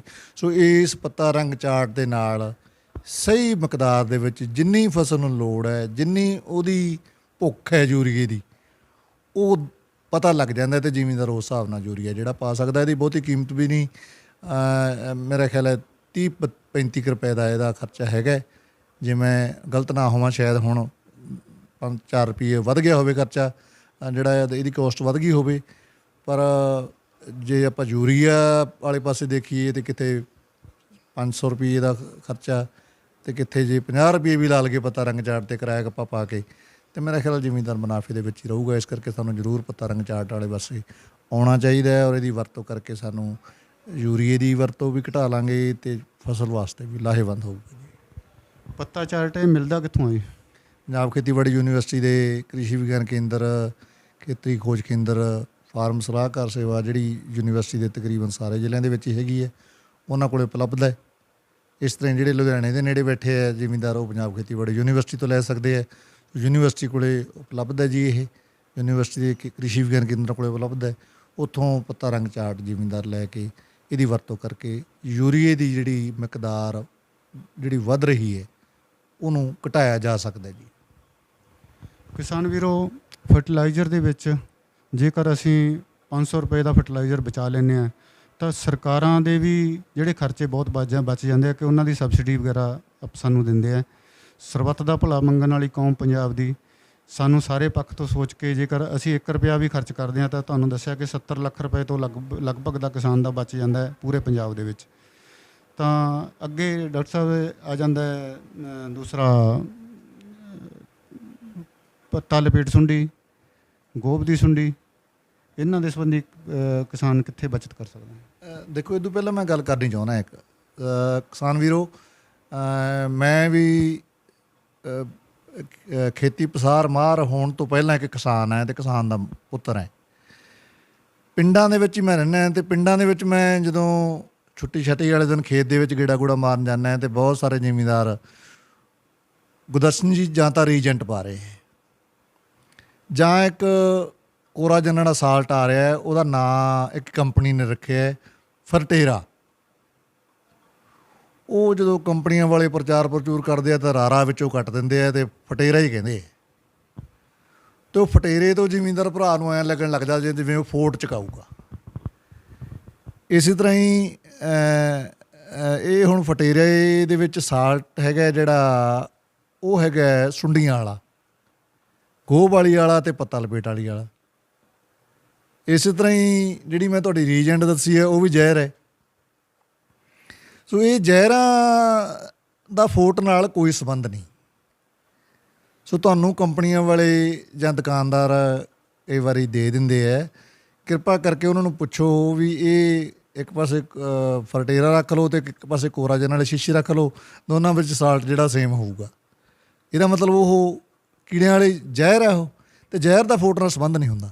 ਇਸ ਕਰਕੇ ਉਹਦੇ ਨਾਂ ਦੇ ਮਗਰ ਲੱਗ ਕੇ ਇਹ ਰੀਜੈਂਟ ਵਰਗੀਆਂ ਦਵਾਈਆਂ ਜਾਂ ਫਟੇਰੇ ਵਰਗੀਆਂ ਦਵਾਈਆਂ ਜਿਹੜਾ ਇਹਦਾ ਇਸਤੇਮਾਲ ਕਿਸਾਨ ਵੀਰੋ ਨਾ ਕਰੋ, ਕਿਉਂਕਿ ਇਹਨਾਂ ਦਾ ਸਾਡੇ ਝੋਨੇ ਦੀ ਫੋਟ ਨਾਲ ਜਾਂ ਵਧੇਰੇ ਫੋਟ ਨਾਲ ਕੋਈ ਵਾਹ ਵਾਸਤਾ ਨਹੀਂ ਹੈ। ਇਸ ਕਰਕੇ ਇਹ ਖਰਚਾ ਬੇਲੋੜਾ ਹੈ। ਘੱਟ ਨਹੀਂ ਗੁਰਦਰਸ਼ਨ ਜੀ, 600-700 ਰੁਪਈਆ। ਮੈਂ ਹੁਣ ਤੁਹਾਨੂੰ ਜੇ ਯਾਦ ਕਰਾਵਾਂ ਸ਼ੁਰੂ ਤੋਂ, ਕੋਈ ਖਰਚਾ ਇਹੋ ਜਿਹਾ ਗਿਣਿਆ ਜਿਹੜਾ ਆਪਾਂ 400 ਜਾਂ 400 ਰੁਪਈਏ ਤੋਂ ਘੱਟ ਹੋਵੇ। 400, 500, 600 ਰੁਪਈਏ ਨਾਲ ਲਾ ਕੇ ਜੇ ਆਪਾਂ ਲਾਈਏ ਤਾਂ ਘੱਟੋ ਘੱਟ 3000, 3500 ਰੁਪਈਏ ਦੇ ਲਾਗੇ ਛਾਗੇ ਬਣ ਜਾਣਾ ਹੈ। ਸੋ ਇਸ ਕਰਕੇ ਕਿਸਾਨ ਵੀਰੋ ਇੱਕ ਤਾਂ ਇਹ ਦੋਨੋਂ ਚੀਜ਼ਾਂ ਜਿਹੜੀਆਂ ਬੰਦ ਕਰੀਏ। ਇੱਕ ਗੱਲ ਰਹਿ ਗਈ ਸੀ ਬਰਾੜ ਸਾਹਿਬ ਪੁੱਛਣ ਬੰਨਿਓ ਕਿ ਜਿੰਕ ਜਿਹੜੀ ਪਾਉਣੀ ਹੈ ਤੁਸੀਂ, ਇਹ ਕੋਸ਼ਿਸ਼ ਕਰਿਆ ਕਰੋ ਕਿ 21% ਜਿੰਕ ਹੈ ਜਿਹੜਾ ਉਹ ਘੱਟੋ ਘੱਟ 20 ਕਿਲੋ ਅਤੇ ਵੱਧ ਤੋਂ ਵੱਧ 25 ਕਿਲੋ ਕਿੱਲੇ ਦੀ ਪਾਉਣੀ ਹੈ ਰੇਤੇ 'ਚ ਰਲਾ ਕੇ। ਆਮ ਤੌਰ 'ਤੇ ਗੁਰਦਰਸ਼ਨ ਜੀ ਜ਼ਿਮੀਂਦਾਰ ਆ, ਜੇ ਹੁਣ ਉਹਦੀ ਜਗ੍ਹਾ 'ਤੇ 16.5 ਕਿਲੋ ਜਿੰਨੀ ਕਿ ਸਿਫਾਰਿਸ਼ ਕੀਤੀ ਜਾਂਦੀ ਯੂਨੀਵਰਸਿਟੀ ਵੱਲੋਂ 33% ਜਿੰਕ ਦੀ, ਜੇ ਉਹ ਪਾਉਂਦਾ ਹੈ ਤਾਂ ਉਹ ਬਹੁਤ ਮਹਿੰਗਾ ਪੈਣਾ। 1650 ਤੋਂ 1700 ਰੁਪਈਏ ਦਾ ਪੈਣਾ ਜ਼ਿਮੀਂਦਾਰ ਨੂੰ। ਇਹਦੇ ਮੁਕਾਬਲੇ ਦੇ ਵਿੱਚ ਇਹ 50 ਰੁਪਈਏ ਦੇ ਲਾਗੇ ਛਾਗੇ ਹੈ, ਅਤੇ ਜੇ ਅਸੀਂ ਮਤਲਬ 25 ਕਿਲੋ ਵੀ ਪਾਉਣੇ ਹੈ ਅਤੇ ਤਕਰੀਬਨ ਇਹ 500-700 ਰੁਪਏ ਦੇ ਰਹਿ ਜਾਣੇ, 800 ਰੁਪਏ ਦਾ ਰਹਿ ਜਾਣਾ। ਸੋ ਇੱਥੇ ਤੁਹਾਡਾ 700 ਰੁਪਏ ਦਾ ਮੈਂ ਗਿਣੀ ਜਾਂਦਾ। ਜੇ ਗਿਣਤੀ ਮਿਣਤੀ ਕਰਨ ਲੱਗ ਗਏ, ਅਸੀਂ ਲਿਖਣ ਨਹੀਂ ਲੱਗੇ, ਬਰਾੜ ਸਾਹਿਬ ਜੀ ਲਿਖਣ ਲਾ ਦਿੰਦੇ ਅਤੇ ਅੰਕੜੇ ਕੱਢ ਕੇ ਜ਼ਿਮੀਂਦਾਰ ਨੂੰ ਦੱਸ ਦਿੰਦੇ ਵੀ ਇੰਨੇ ਏਕੜ ਇੰਨਾ ਖਰਚਾ ਜਿਹੜਾ ਜ਼ਿਮੀਂਦਾਰ ਬੇਲੋੜੇ ਖਰਚੇ ਕਰਦਾ ਹੈ, ਇਹਦੇ 'ਤੇ ਕੁੱਲ ਇੰਨਾ ਖਰਚਾ ਹੋ ਗਿਆ। ਅਤੇ ਇਹਨੂੰ ਆਪਾਂ ਜੇ ਫਿਰ ਤੁਸੀਂ 1 ਰੁਪਈਏ ਨਾਲ ਗੁਣਾ ਕੀਤਾ ਸੀ, ਅਤੇ ਜੇ 100 ਨਾਲ ਗੁਣਾ ਕਰਦੇ ਅਤੇ ਮੇਰੇ ਖਿਆਲ ਹੈ ਇਹ ਅਰਬਾਂ ਖਰਬਾਂ ਰੁਪਈਆਂ ਦਾ ਪੈਸਾ ਜ਼ਿਮੀਂਦਾਰ ਭਰਾਵਾਂ ਦਾ ਜਿਹੜਾ ਉਹ ਬੜੀ ਆਸਾਨੀ ਨਾਲ, ਸੌਖੀ ਨਾਲ ਅਤੇ ਬਿਨਾਂ ਝਾੜ ਘਟਾਇਆ, ਬਿਨਾਂ ਮੁਨਾਫਾ ਘੱਟ ਕੀਤਿਆਂ ਜ਼ਿਮੀਂਦਾਰ ਜਿਹੜਾ ਬਚਾ ਸਕਦਾ। ਦੂਜੀ ਤੁਸੀਂ ਗੱਲ ਕੀਤੀ ਹੈ ਪੱਤਾ ਲਪੇਟ ਦੀ। ਦੇਖੋ ਪੱਤਾ ਲਪੇਟ ਸੁੰਡੀ, ਪਹਿਲੀ ਗੱਲ ਤੁਹਾਡਾ ਖਤਰਨਾਕ ਕੀੜਾ ਨਹੀਂ ਹੈਗਾ। ਜੇ ਮੀਂਹ ਆ ਜੇ ਮਰ ਜਾਂਦਾ, ਇੱਕ ਵਾਰੀ ਪਾਣੀ ਡਿੱਗ ਪਿਆ ਮੁੜ ਕੇ ਤਾਂ ਚੜ੍ਹਿਆ ਨਹੀਂ ਜਾਂਦਾ। ਤੁਹਾਨੂੰ ਸਾਰਿਆਂ ਨੂੰ ਪਤਾ ਇਸ ਗੱਲ ਦਾ। ਮੀਂਹ ਪੈ ਜੇ, ਪਤਲਾ ਪੈ ਜੇ, ਹਲਕਾ ਪੈ ਜੇ, ਭਾਰਾ ਪੈ ਜੇ, ਇਹ ਮਰ ਜਾਂਦਾ। ਦੂਜਾ ਗੋਹ ਵਾਲੀ ਸੁੰਡੀ ਹੈ। ਇਹਨਾਂ ਵਾਸਤੇ ਅਸੀਂ ਬੜੀਆਂ ਵਧੀਆ ਦਵਾਈਆਂ ਕੋਰਾਜਨ ਅਤੇ ਫੇਮ ਦੀ ਸਿਫਾਰਿਸ਼ ਕਰਦੇ ਹਾਂ। ਮੋਰਟੋਰ ਦੀ 170-75 ਗ੍ਰਾਮ ਦੀ ml ਦੀ ਸਿਫਾਰਿਸ਼ ਕਰਦੇ ਹਾਂ। ਇਹ 3 ਦਵਾਈਆਂ ਬੜੀਆਂ ਵਰਦਾਨ ਹੈ ਜ਼ਿਮੀਂਦਾਰ ਵਾਸਤੇ। ਔਰ ਇਹ ਜਿਹੜੀਆਂ ਤਿੰਨੇ ਦਵਾਈਆਂ ਦਾ ਮੈਂ ਜ਼ਿਕਰ ਕੀਤਾ ਹੈ, ਇਹ ਗ੍ਰੀਨ ਟ੍ਰਾਇੰਗਲ ਵਾਲੀਆਂ ਜੀ। ਇਹਦਾ ਦਾਣਿਆਂ 'ਤੇ ਕੋਈ ਅਸਰ ਨਹੀਂ, ਚੌਲਾਂ 'ਤੇ ਕੋਈ ਅਸਰ ਨਹੀਂ। ਇਸ ਕਰਕੇ ਤੁਸੀਂ ਕਿਸਾਨ ਵੀਰੋ ਇਹਨਾਂ ਦਾਣੇਦਾਰ ਦਵਾਈਆਂ ਤੋਂ ਗਰੇਜ ਕਰਕੇ ਇੱਕ ਤਾਂ ਖਰਚਾ ਬਚਾ ਸਕਦੇ ਹੋ, ਇੱਕ ਸੁਰੱਖਿਅਤ ਭੋਜਨ, ਸੁਰੱਖਿਅਤ ਚੌਲ, ਸੁਰੱਖਿਅਤ ਕਣਕ ਅਸੀਂ ਪੈਦਾ ਕਰਕੇ ਖਾ ਸਕਦੇ ਹਾਂ ਅਤੇ ਖਵਾ ਵੀ ਸਕਦੇ ਹਾਂ। ਸਰਬੱਤ ਦਾ ਭਲੇ ਵਾਲੀ ਤੁਸੀਂ ਗੱਲ ਕੀਤੀ ਹੈ, ਨਾਲੇ ਪੁੰਨ ਨਾਲੇ ਬੜੀਆਂ, ਨਾਲੇ ਆਪ ਦਾ ਫਾਇਦਾ, ਨਾਲੇ ਆਪ ਦਾ ਖਰਚਾ ਬਚਿਆ, ਨਾਲੇ ਜਿਹਨੂੰ ਖਾਣਾ ਹੈ, ਜਿਹਨੇ ਜਿੱਥੇ ਜਾਣਾ ਹੈ, ਦੂਜੇ ਦੇਸ਼ 'ਚ ਵੀ ਜਾਣਾ ਹੈ। ਹੁਣ ਅਸੀਂ ਕਣਕ ਭੇਜੀ ਸੀ, ਅਤੇ ਜੇ ਕਿਤੇ ਕਣਕ ਜੂਕਰੇ ਨਾਲੇ ਰੱਖ ਲੈਂਦੇ, ਉਹਦੇ ਜ਼ਹਿਰਾਂ ਦੇ ਅੰਸ਼ ਜ਼ਿਆਦਾ ਆ ਗਏ ਅਤੇ ਸਾਡਾ ਉਹ ਖੇਪ ਮੁੜਿਆ ਹੀ, ਅਤੇ ਇਹੀ ਰੇਟ ਜਿਹੜਾ ਜ਼ਿਮੀਂਦਾਰ ਨੇ ਕਣਕ ਰੱਖੀ ਸੀ ਉਹ 3000 ਤੋਂ ਉੱਪਰ ਚਲਾ ਜਾਣਾ ਸੀ। ਸੋ ਇਸ ਕਰਕੇ ਜ਼ਹਿਰਾਂ ਦਾ ਜਿਹੜਾ ਛਿੜਕਾਅ ਕਰਨਾ ਹੈ ਉਹ ਬਹੁਤ ਧਿਆਨ ਰੱਖ ਕੇ ਕਰਨਾ ਹੈ। ਜਿੰਨੀ ਸਿਫਾਰਿਸ਼ ਹੈ, ਜਦੋਂ ਲੋੜ ਹੈ, ਖੇਤ ਦਾ ਸਰਵੇਖਣ ਕਰੋ। ਜੇ ਉਹ ਕੀੜਾ ਮਕੌੜਾ ਬਿਮਾਰੀ ਨੁਕਸਾਨ ਕਰਨ ਦੀ ਹੱਦ ਪਾਰ ਕਰਦੀ ਹੈ, ਜਿਹਨੂੰ ਅਸੀਂ ETL ਲੈਵਲ ਕਹਿੰਦੇ ਹਾਂ, ਆਰਥਿਕ ਅਗਾਰ ਪੱਧਰ ਕਹਿੰਦੇ ਹਾਂ, ਜੋ ਕ੍ਰੋਸ ਕਰਦਾ ਹੈ, ਅਤੇ ਸਾਡੇ ਕੋਲ ਬੜੀ ਵਧੀਆ ਉਪਲਬਧ ਦਵਾਈਆਂ ਹਰ ਮੰਡੀ, ਹਰ ਦੁਕਾਨ 'ਤੇ ਇਹ ਦਵਾਈਆਂ ਫੇਮ ਹੈ, ਕੋਰਾਜਨ ਹੈ, ਮੋਰਟੋਰ ਹੈ, ਕਲੋਰਪੈਰੀਫਾਸ 1 ਲੀਟਰ ਪ੍ਰਤੀ ਏਕੜ ਪੁਰਾਣੀ ਦਵਾਈ ਹੈ ਸਾਡੀ। ਉਹਦੀ ਵਰਤੋਂ ਕਰਕੇ ਅਸੀਂ ਪੱਤਾ ਲਪੇਟ ਵੀ ਅਤੇ ਗੋਹ ਵਾਲੀ ਸੁੰਡੀ ਵੀ, ਇਹਨਾਂ ਦਾ ਖਾਤਮਾ ਅਸੀਂ ਬੜੀ ਆਸਾਨੀ ਨਾਲ ਕਰ ਸਕਦੇ ਹਾਂ। ਕਿਸਾਨ ਵੀਰੋ, ਜਿਹੜੇ ਬੇਲੋੜੇ ਖਰਚੇ ਆ, ਇਹਨਾਂ ਦੇ ਵਿੱਚ ਜੇਕਰ ਤੁਸੀਂ ਬੇਲੋੜੇ ਖਰਚੇ ਕਰਦੇ ਹੋ ਤਾਂ ਇਹਨਾਂ ਦੇ ਵਿੱਚ ਕਈ ਅਪਰਾਧੀ ਕਿਸਮ ਦੇ ਲੋਕ ਸ਼ਾਮਲ ਹੋ ਜਾਂਦੇ ਆ, ਜਿਹੜੇ ਕਿ 0% ਮਾਲ ਉੱਥੇ ਵੇਚ ਜਾਂਦੇ ਆ। ਉਹਨਾਂ ਨੂੰ ਪਤਾ ਹੁੰਦਾ ਕਿ ਕਿਸਾਨ ਆਹ ਬੇਲੋੜਾ ਖਰਚਾ ਕਰ ਰਿਹਾ, ਇਹਦਾ ਜੇ ਅਸੀਂ 100% ਸਹੀ ਚੀਜ਼ ਦੇ ਦਾਂਗੇ ਤਾਂ ਵੀ ਉਹਦਾ ਅਸਰ ਕੋਈ ਨਹੀਂ ਹੋਣਾ, ਅਤੇ ਜੇ ਉਹ ਗਲਤ ਦੇ ਦੇਣਗੇ ਤਾਂ ਵੀ ਉਹਦਾ ਕੋਈ ਅਸਰ ਫਸਲ 'ਤੇ ਨਹੀਂ ਹੋਣਾ, ਤਾਂ ਉੱਥੇ ਉਹ ਪੈਸਾ ਕਮਾ ਜਾਂਦੇ ਆ। ਇਸ ਕਰਕੇ ਤੁਹਾਡੀ ਇੱਕ ਨਿੱਕੀ ਜਿਹੀ ਗਲਤੀ ਉਹ ਵਿਭਾਗ ਨੂੰ ਵੀ ਪ੍ਰੋਬਲਮ ਦਿੰਦੀ ਹੈ ਅਤੇ ਅੱਗੇ ਜਿਹੜਾ ਅਪਰਾਧੀ ਕਰਨਾ ਉਹ ਵੀ ਪੈਦਾ ਕਰਦੀ ਹੈ। ਡਾਕਟਰ ਸਾਹਿਬ, ਅੱਗੇ ਗੋਭ ਦੀ ਸੁੰਡੀ 'ਤੇ ਆ ਗਿਆ, ਅਤੇ ਗੋਭ ਦੀ ਸੁੰਡੀ ਤੋਂ ਅੱਗੇ ਆਪਾਂ ਆ ਜਾਂਦੇ ਆ ਫੰਗਸ ਦੇ ਲਈ ਕਿਹੜੀਆਂ ਸਿਫਾਰਸ਼ਾਂ ਅਤੇ ਕਿੱਥੇ ਬੇਲੋੜੇ ਖਰਚ ਹੁੰਦੇ? ਫੰਗਸ ਦੇ ਵਿੱਚ ਦੇਖੋ, ਸਾਡੇ ਕੋਲੇ ਮੇਨ ਤੌਰ 'ਤੇ ਤਣੇ ਦਾ ਗਾਲਾ, ਜਿਹਨੂੰ ਅਸੀਂ ਸ਼ੀਥ ਰੋਟ ਕਹਿੰਦੇ ਹਾਂ ਜਾਂ ਸ਼ੀਥ ਬਲਾਈਟ ਕਹਿੰਦੇ ਹਾਂ, ਇਹ ਸਾਡੇ ਖੇਤ ਦੇ ਵਿੱਚ ਆ ਸਕਦੀ ਹੈ। ਖਾਸ ਤੌਰ 'ਤੇ ਜਿਹੜੀ 26 ਵਰਗੀ ਵੈਰਾਈਟੀਆਂ ਲਾਈਆਂ ਉਹਨਾਂ ਨੂੰ ਨਹੀਂ ਆਉਣੀ, ਪਰ ਫਿਰ ਵੀ ਖਿਆਲ ਰੱਖਣਾ ਹੈ। ਸੋ ਜਿਨ੍ਹਾਂ ਖੇਤਾਂ ਦੇ ਵਿੱਚ ਤੁਸੀਂ ਝੋਨੇ ਨੂੰ ਫਰੋਲਦੇ ਰਹਿਣਾ ਜਦੋਂ ਨਸਾਰੇ ਦੇ ਨੇੜੇ ਪਹੁੰਚਦਾ ਹੈ, ਜੇ ਤਣੇ ਦੁਆਲੇ ਲਪੇਟੇ ਹੋਏ ਪੱਤੇ ਦੇ ਉੱਤੇ ਕੌਡੀਆਂ ਰੰਗੇ ਸੱਪ ਵਰਗੇ ਪੱਤੇ ਜਿਹੜੇ ਧੱਬੇ ਨਜ਼ਰ ਆਉਂਦੇ ਹੈ, ਤਾਂ ਇਹ ਸ਼ੀਥ ਬਲਾਈਟ ਨੂੰ ਕਹਿੰਦੇ ਹਾਂ ਅਸੀਂ। ਅਤੇ ਜਿਹੜੀ ਡੰਡੀ ਤੋਂ ਮੁੰਜਰ ਨਿਕਲਣੀ ਹੈ, ਜੇ ਉਹਦਾ ਗਾਲਾ ਹੈ ਤਾਂ ਉਹਨੂੰ ਅਸੀਂ ਸ਼ੀਥ ਰੋਟ ਕਹਿੰਦੇ ਹਾਂ। ਸੋ ਇਹਦੇ ਵਾਸਤੇ ਸਾਡੇ ਕੋਲ ਬੜੀਆਂ ਸਸਤੀਆਂ ਦਵਾਈਆਂ ਹੈ, ਟਿਲਟ ਹੈ, ਫੋਲੀਕਿਓਰ ਹੈ, ਨਟੀਵੋ ਹੈ, ਇਹੋ ਜਿਹੀਆਂ ਦਵਾਈਆਂ ਜਿਹੜੀਆਂ ਉਹਨਾਂ ਦੀ ਵਰਤੋਂ ਕਰਕੇ ਅਸੀਂ ਪਰ ਕਰਨੀ ਕਦੋਂ ਹੈ? ਜਦੋਂ ਝੋਨਾ ਭਗੋਲਾ ਚੱਕਦਾ ਹੈ। ਕਈ ਵਾਰੀ ਗੁਰਦਰਸ਼ਨ ਜੀ ਕੀ ਕਰਦੇ ਆ ਜ਼ਿਮੀਂਦਾਰ, ਹੁਣ ਜੇ ਬਿਮਾਰੀ ਤੁਹਾਡੇ ਖੇਤ ਦੇ ਵਿੱਚ ਆ ਗਈ, ਬਿਮਾਰੀ ਦਾ ਪਹਿਲੇ ਨਿਸ਼ਾਨੀ ਦੇਖਣ ਤੋਂ ਬਾਅਦ ਤੁਰੰਤ ਸਪਰੇਅ ਕਰਨਾ ਹੈ। ਅਤੇ ਜੇ ਕਰਨਾ ਵੀ ਹੈ ਤਾਂ ਉਹ ਕਰਨਾ ਹੈਗਾ ਤੁਸੀਂ ਜਦੋਂ ਝੋਨਾ ਨਸਾਰਾ ਚੱਕਦਾ ਜਾਂ ਭਗੋਲਾ ਚੱਕਦਾ, ਕਿਤੇ ਕਿਤੇ ਟਾਵੀਂ ਤੁਹਾਡੀ ਮੁੰਜਰ ਨਿਕਲੀ ਹੋਵੇ, ਉਸ ਟਾਈਮ ਦੇ ਉੱਤੇ ਜਿਹੜੀ ਸਪਰੇਅ ਕੀਤੀ ਜਾ ਸਕਦੀ ਹੈ। ਇੱਕ ਚੀਜ਼ ਮੈਂ ਹੋਰ ਨਾਲ ਇਹਦੇ ਸ਼ਾਮਲ ਕਰਨੀ ਚਾਹੁੰਦਾ ਹੈ ਕਿ ਬਹੁਤ ਸਾਰੇ ਜ਼ਿਮੀਂਦਾਰ ਜਿਹੜੇ ਜ਼ਿਆਦਾ ਯੂਰੀਆ ਪਾਉਂਦੇ ਹੈ, ਆਪਣੇ ਦਿਲ 'ਤੇ ਹੱਥ ਰੱਖ ਕੇ ਦੇਖ ਲਿਓ ਵੀ ਕਿਹਨੇ 2-2.25 ਗੱਟਿਆਂ ਤੋਂ ਜ਼ਿਆਦਾ ਪਾਇਆ ਕਿਸਾਨ ਵੀਰੋ। ਆਪਣੇ ਦਿਲ 'ਤੇ ਹੱਥ ਰੱਖ ਕੇ ਦੇਖ ਲਿਓ, ਜਾਂ ਸੋਸਾਇਟੀ ਵਾਲੀ ਕਾਪੀ ਦੇਖ ਲਿਓ, ਜਾਂ ਜਿਹੜੇ ਬਿੱਲ 'ਤੇ ਤੁਸੀਂ ਯੂਰੀਆ ਲਿਆਂਦਾ ਉਹ ਦੇਖ ਲਿਓ, ਅਤੇ ਗਾਂ ਕਿੱਲਿਆਂ ਨਾਲ ਗੁਣਾ ਕਰ ਲਿਓ ਵੀ ਕਿੰਨਾ ਬਣ ਗਿਆ। ਤੁਹਾਨੂੰ ਪਤਾ ਲੱਗ ਜਾਣਾ ਵੀ 2-2.25 ਗੱਟਿਆਂ ਤੋਂ ਵੱਧ ਗਿਆ। ਸੋ ਉਹਨਾਂ ਦੇ ਖੇਤ ਦੇ ਵਿੱਚ ਡੋਡੀ ਪੈ ਸਕਦੀ ਹੈ ਜੇ ਮੌਸਮ ਨਸਾਰੇ ਵੇਲੇ ਸਿੱਲ ਹੈ ਅਤੇ ਯੂਰੀਆ ਵੱਧ ਪਿਆ ਹੋਵੇ। ਸੋ ਉੱਥੇ ਗੁਰਦਰਸ਼ਨ ਜੀ ਅਸੀਂ ਸਿਫਾਰਿਸ਼ ਕਰਦੇ ਹਾਂ ਕਿ ਸਾਡੇ ਕੋਲ ਬਲਾਈਟੌਕਸ ਦਵਾਈ ਹੈਗੀ ਹੈ, ਕਾਪਰੋਕਸੀਕਲੋਰਾਈਡ COC ਜਿਹਨੂੰ ਆਪਾਂ ਕਹਿੰਦੇ ਹਾਂ, ਉਹ ਅੱਧਾ ਕਿੱਲੇ ਦੀ ਵਰਤੋਂ ਕਰਕੇ ਅਸੀਂ ਉਹ ਡੋਡੀ ਬਣਦੀ ਹੈ ਜਿਹੜੀ ਦੇਖੋ ਖਰਚਾ ਤੁਸੀਂ ਕਰਤਾ, ਪਰ ਦਾਣਿਆਂ ਦੀ ਜਗ੍ਹਾ 'ਤੇ ਨਮੋਲੀਆਂ ਬਣ ਗਈਆਂ। ਨਮੋਲੀਆਂ ਇੱਕ ਤਾਂ ਨਮੋਲੀਆਂ ਦਾਣਿਆਂ ਦੀ ਜਗ੍ਹਾ ਬਣ ਗਈਆਂ, ਇੱਕ ਨਮੋਲੀ ਅਤੇ ਨਮੋਚੀ ਮੰਡੀ ਦੇ ਵਿੱਚ, ਕਿਉਂਕਿ ਜ਼ਿਮੀਂਦਾਰ ਕਹਿੰਦੇ ਵੀ ਤੂੰ ਕਾਹਦਾ ਜ਼ਿਮੀਂਦਾਰ ਆ ਯਾਰ, ਦਾਣਿਆਂ ਦੀ ਜਗ੍ਹਾ ਤਾਂ ਨਮੋਲੀਆਂ ਚੱਕੀ ਫਿਰਦਾ। ਅਤੇ ਦੂਜਾ ਜਦੋਂ ਮਸ਼ੀਨ ਨੇ ਵੱਢਣਾ ਉਦੋਂ ਜੀ ਜਿਹੜਾ ਚੰਗਾ ਝੋਨਾ ਹੈ ਅਤੇ ਤਰੇੜਾ ਵੱਢਿਆ ਗਿਆ ਅਤੇ ਉਹਦਾ ਰੰਗ ਵੀ ਉਹਦੇ ਉੱਤੇ ਲੱਗ ਜਾਣਾ ਉੱਲੀ ਦਾ, ਨਮੋਲੀਆਂ ਤੋਂ ਲੈ ਕੇ, ਕਿਉਂਕਿ ਪੱਖੇ ਬੜੇ ਜ਼ਬਰਦਸਤ ਹੁੰਦੇ ਆ ਕੰਬਾਈਨਾਂ ਦੇ।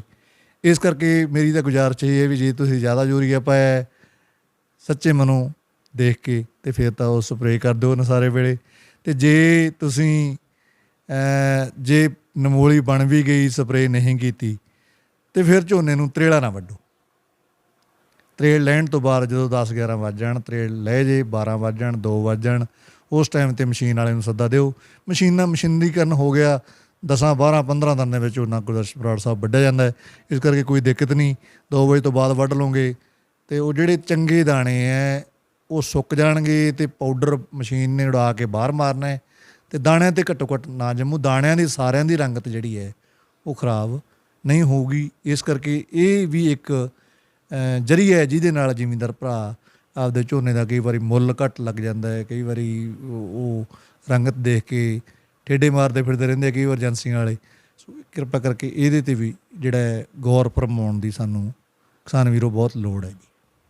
ਡਾਕਟਰ ਸਾਹਿਬ, ਕਿਸਾਨ ਮੰਡੀ ਦੇ ਹਾਜ਼ਲ ਖੁਆਰੀ ਤੋਂ ਡਰਦਾ, ਕਈ ਵਾਰ ਉਹਦੇ ਰੰਗ ਨੂੰ ਸੁਨਹਿਰਾ ਕਰਨ ਵਾਸਤੇ ਜਾਂ ਦਾਣਾ ਮੋਟਾ ਕਰਨ ਵਾਸਤੇ ਜਾਂ ਦਾਣੇ ਨੂੰ ਜਿਹੜਾ ਭਾਰੀ ਕਰਨ ਵਾਸਤੇ ਕੋਈ ਸਪਰੇਅ ਵਰਤਦਾ। ਕੋਈ ਇਹੋ ਜਿਹੀ ਸਪਰੇਅ ਵੀ ਹੁੰਦੀ ਹੈ ਕਿ ਜਿਹੜਾ ਉਹਦਾ ਰੰਗ ਉਹ ਚਮਕਦਾਰ ਕਰਦੇ ਜਾਂ ਕੋਈ ਹੋਰ ਉੱਥੇ ਮੰਡੀ ਦੀ ਖੱਜਲ ਖੁਆਰੀ ਤੋਂ ਬਚਾਉਂਦਾ ਹੈ, ਜਾਂ ਉਹ ਬੀਜ ਲੋੜਾ ਖਰਚਾ? ਕਿਸਾਨ ਵੀਰੋ, ਅਜੇ ਤੱਕ ਕੋਈ ਦਵਾਈ ਇਹੋ ਜਿਹੀ ਨਹੀਂ ਬਣੀ ਜਿਹੜੀ ਦਾਣਾ ਮੋਟਾ ਕਰਦੀ ਹੋਵੇ। ਅਸੀਂ ਕਈ ਜ਼ਿਮੀਂਦਾਰਾਂ ਤੋਂ 6-6 700 ਰੁਪਏ ਦਵਾਈਆਂ ਜਿਹੜੇ ਸਾਡੇ ਕੋਲੇ ਆ ਜਾਂਦੇ ਆ ਮੜਵਾਈਆਂ। ਮੈਂ 13,000 ਰੁਪਏ ਦੀ ਦਵਾਈ ਪਿਛਲੇ ਸਾਲ ਝੋਨੇ ਵੇਲੇ ਕੋਠਾ ਗੁਰੂ ਦੇ ਜ਼ਿਮੀਂਦਾਰ ਤੋਂ, ਮੁੰਡਾ ਸੋਨੀ ਹੈ, ਦਸਤਾਰ ਕਲੱਬ ਦਾ ਪ੍ਰਧਾਨ ਹੈ, ਉਹ ਤੋਂ ਮੜਵਾਈ ਹੈ ਪਿਛਲੇ ਵਾਰੀ। ਅਤੇ ਇਸ ਕਰਕੇ ਰੰਗਤ ਜਿਹੜੀ ਦੇਣੀ ਹੈ ਉਹ ਤੁਹਾਡੇ ਝੋਨੇ ਦੇ ਵਿੱਚ ਆਉਣੀ ਹੈ ਜਿਹੜੀਆਂ ਸਿਫਾਰਿਸ਼ ਮੁਤਾਬਕ ਖਾਦਾਂ ਦੀ ਵਰਤੋਂ ਕੀਤੀ ਹੈ। ਰੰਗਤ ਆ ਜਾਣੀ ਹੈ ਤੁਹਾਡੀ ਟਾਈਮ ਸਿਰ ਤੁਸੀਂ ਉੱਲੀਨਾਸ਼ਕ ਦਵਾਈ ਦੀ ਸਪਰੇਅ ਕਰਤੀ, ਜਿਹੜੀ ਟਿਲਟ ਦੀ ਕਰਤੀ ਜਾਂ ਫੋਲੀਕੁਰ ਦੀ ਕਰਤੀ ਜਾਂ ਨਟੀਵੋ ਦੀ ਕਰਤੀ, ਇਹਨਾਂ ਦੀ ਦਵਾਈ ਦੀ ਵਰਤੋਂ, ਹੋਰ ਵੀ 5-7 ਦਵਾਈਆਂ ਹੈਗੀਆਂ। ਸੋ ਇਹ ਆਮ ਜ਼ਿਮੀਂਦਾਰਾਂ ਦੇ ਨਾਮ ਜ਼ਿਮੀਂਦਾਰ 'ਤੇ ਚੜ੍ਹੀਆਂ ਹੋਈਆਂ, ਸਸਤੀਆਂ ਵੀ ਹੈ, ਕਾਫੀ ਟਾਈਮ ਦੀਆਂ ਆਈਆਂ ਹੋਈਆਂ, ਕਾਫੀ ਕੰਪਨੀਆਂ ਨੇ ਬਣਾ ਲਈਆਂ। ਸੋ ਇਹਨਾਂ ਦੀ ਵਰਤੋਂ ਕਰਕੇ, ਲੇਕਿਨ ਵੱਖਰੇ ਤੌਰ 'ਤੇ ਤੁਸੀਂ ਕਹੋਗੇ ਵੀ ਕੋਈ ਦਵਾਈ ਜਾਂ ਕੋਈ ਲੀਟਰ ਲਿਆ ਕੇ ਅਸੀਂ ਸਪਰੇਅ ਕਰ ਦਈਏ, ਇਹਦੇ ਨਾਲ ਕੋਈ ਦਾਣੇ 'ਤੇ ਅਸਰ ਨਹੀਂ ਪੈਣਾ, ਕੋਈ ਝਾੜ ਦੇ ਵਿੱਚ ਵਾਧਾ ਨਹੀਂ ਹੋਣਾ, ਕੋਈ ਦਾਣਾ ਮੋਟਾ ਨਹੀਂ ਹੋਣਾ। ਇਹ ਤੁਹਾਡਾ ਸਿਰਫ ਅਤੇ ਸਿਰਫ ਬੇਲੋੜਾ, ਬਿਨਾਂ ਵਜ੍ਹਾ ਕੀਤਾ ਹੋਇਆ ਗੈਰ ਜ਼ਰੂਰੀ ਖਰਚਾ ਹੈ। ਉਸ ਨੂੰ ਵੀ ਘੱਟ ਕਰਨ ਦੀ ਬਹੁਤ ਜ਼ਰੂਰਤ ਹੈ ਅੱਜ ਦੇ ਸਮੇਂ ਦੇ ਵਿੱਚ। ਡਾਕਟਰ ਸਾਹਿਬ, ਝੋਨਾ ਕਈ ਵਾਰੀ ਡਿੱਗ ਪੈਂਦਾ, ਉੱਥੇ ਹਾਪਰ ਦੇ ਲਈ, ਅਤੇ ਇੱਕ ਤਾਂ ਹਾਪਰ ਨਾਲ ਡਿੱਗਦਾ, ਅਤੇ ਇੱਕ ਝੋਨੇ ਦੀ ਜੇਕਰ ਕੋਈ ਇਹੋ ਜਿਹੀ ਦਵਾਈ ਆਉਂਦੀ ਹੈ ਕਿ ਜਿਹੜਾ ਉਹਦੇ ਡਿੱਗਣ ਤੋਂ ਬਚਾ ਦੇ, ਕੱਦ ਘੱਟ ਕਰ ਜਾਂ ਕੁਛ ਇਸ ਤਰ੍ਹਾਂ ਦੀ ਕੋਈ ਦਵਾਈ ਆਉਂਦੀ ਹੈ? ਦੇਖੋ ਜੀ, ਪਲਾਂਟ ਹੌਪਰ, ਜਿਹਨੂੰ ਭੂਰੀ ਪਿੱਠ ਵਾਲਾ ਟਿੱਡਾ ਅਸੀਂ ਕਹਿੰਦੇ ਹਾਂ, ਜਿਹੜਾ ਝੋਨੇ ਨੂੰ ਡਿੱਗਦਾ, ਇਹਦਾ ਪਹਿਲਾ ਮੁੱਖ ਕਾਰਨ ਹੈ ਵੱਧ ਯੂਰੀਆ। ਕਿਉਂਕਿ ਰਸ ਚੂਸਣ ਵਾਲਾ ਕੀੜਾ ਹੈ, ਉਹ ਰਸ ਚੂਸਣ ਵਾਲੇ ਸਾਰੇ ਕੀੜੇ ਉਹ ਵੱਧ ਯੂਰੀਆ ਪਾਉਣ ਨਾਲ ਜਿਹੜੇ ਉਹ ਵੱਧਦੇ ਹੈ। ਇਸ ਕਰਕੇ ਪਹਿਲੀ ਗੱਲ ਤਾਂ ਇਸ ਕੀੜਾ ਆਵੇ ਹੀ ਨਾ, ਅਤੇ ਇੱਕ ਤਾਂ ਯੂਰੀਆ 'ਤੇ ਖਰਚਾ ਘਟਾਓ, ਸਿਫਾਰਿਸ਼ ਮੁਤਾਬਕ ਪਾ ਦਿਓ, ਉੱਥੇ ਖਰਚਾ ਬਚ ਗਿਆ। ਦੂਜੀ ਵੱਲ ਇਹ ਕੀੜਾ ਨਾ ਆਇਆ ਤਾਂ ਸਾਨੂੰ ਸਪਰੇਅ ਕਰਨ ਦੀ ਲੋੜ ਨਹੀਂ ਪੈਣੀ, ਦੋ ਗੱਲਾਂ ਹੋ ਗਈਆਂ। ਸੋ ਇਸ ਕਰਕੇ ਇੱਕ ਤਾਂ ਯੂਰੀਆ ਦਾ ਖਰਚਾ ਘਟਾ ਲਿਆ ਅਤੇ ਤੁਹਾਡੇ ਕੋਲ ਕੀੜਾ ਨਹੀਂ ਆਉਣਾ।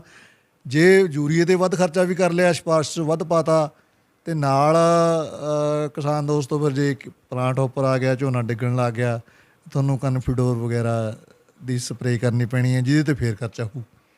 ਇੱਕ ਯੂਰੀਏ 'ਤੇ ਖਰਚਾ ਕਰ ਲਿਆ, ਪਤਰਾਲ ਵੱਧ ਗਿਆ, ਰਸ ਚੂਸਣ ਵਾਲਾ ਕੀੜਾ ਆ ਗਿਆ। ਪਰ ਹਾਂ, ਇੱਥੇ ਮੈਂ ਗੱਲ ਕਹਿਣੀ ਚਾਹੁੰਦਾ ਹੈ ਕਿ ਜਿੰਨਾ ਚਿਰ ਕਿਸਾਨ ਵੀਰੋ ਤੁਸੀਂ ਝੋਨੇ ਦਾ ਪਾਣੀ ਬੰਦ ਨਹੀਂ ਕਰਦੇ, ਅਤੇ ਭੂਰੀ ਪਿੱਠ ਵਾਲਾ ਟਿੱਡਾ ਜਾਂ ਪਲਾਂਟ ਹੌਪਰ, ਅੱਜ ਕੱਲ੍ਹ ਇੰਨੀ ਤਾਂ ਅੰਗਰੇਜ਼ੀ ਜ਼ਿਮੀਂਦਾਰ ਜਾਣਨ ਲੱਗ ਗਏ ਜੀ, ਉਹ ਦੱਸ ਜੀ, ਕੰਪਨੀਆਂ ਵਾਲਿਆਂ ਨੇ ਅਤੇ ਮਹਿਕਮੇ ਵਾਲਿਆਂ ਨੇ ਅਤੇ ਯੂਨੀਵਰਸਿਟੀ ਵਾਲਿਆਂ ਨੇ ਜ਼ਿਮੀਂਦਾਰ। ਹੁਣ ਜੇ ਅਸੀਂ ਪਲਾਂਟ ਹੌਪਰ ਕਹਿੰਦੇ ਹਾਂ, ਕੋਈ ਜ਼ਿਮੀਂਦਾਰ ਇਹ ਨਹੀਂ ਪੁੱਛਦਾ ਸਾਨੂੰ ਵੀ ਜੀ ਆਹ ਤੁਸੀਂ ਕੀ ਗੱਲ ਕਰ ਗਏ। ਜਦੋਂ ਵਾਹ ਤੇ ਰਾਹ ਮਿਲ ਜਾਂਦੇ ਆ ਤਾਂ ਫਿਰ ਕੋਈ ਨਾ ਕੋਈ ਚੀਜ਼ ਸਿੱਖਣ ਨੂੰ ਮਿਲ ਜਾਂਦੀ ਹੈ। ਜਿਵੇਂ ਆਪਾਂ ਇੰਜਣ ਵਾਲੇ ਹੈੱਡ ਨੂੰ ਕਹਿੰਦੇ ਹਾਂ, ਅਤੇ ਜੇ ਕਿਸੇ ਜ਼ਿਮੀਂਦਾਰ ਨੂੰ ਅਨਪੜ੍ਹ ਤੋਂ ਅਨਪੜ੍ਹ ਨੂੰ ਪੁੱਛ ਲਓ, ਹੈੱਡ ਹੀ ਕਹੂਗਾ, ਵੀਲ ਨੂੰ ਕਹੂਗਾ ਅਤੇ ਵੀਲ ਹੀ ਕਹੂਗਾ, ਹਾਲਾਂਕਿ ਅੰਗਰੇਜ਼ੀ ਦੇ ਸ਼ਬਦ ਆ, ਨੂੰ ਟੇਬਲ ਕਹਿਣੀ ਲੱਗਦਾ। ਹਾਂ, ਸੋ ਇਸ ਕਰਕੇ ਕਿਸਾਨ ਵੀਰੋ, ਮੈਂ ਤਾਂ ਇਹੀ ਬੇਨਤੀ ਕਰੂੰਗਾ, ਪਹਿਲੀ ਗੱਲ ਆਪਦੇ ਖੇਤ ਦਾ ਗੇੜਾ ਮਾਰੋ ਪਾਣੀ ਬੰਦ ਕਰਨ ਤੋਂ ਬਾਅਦ। ਜੇ ਉਹ ਝੋਨੇ ਨੂੰ ਥੱਲੇ ਵਹਾਉਣ ਵਾਲਾ ਕੀੜਾ ਆ ਗਿਆ ਅਤੇ ਫਿਰ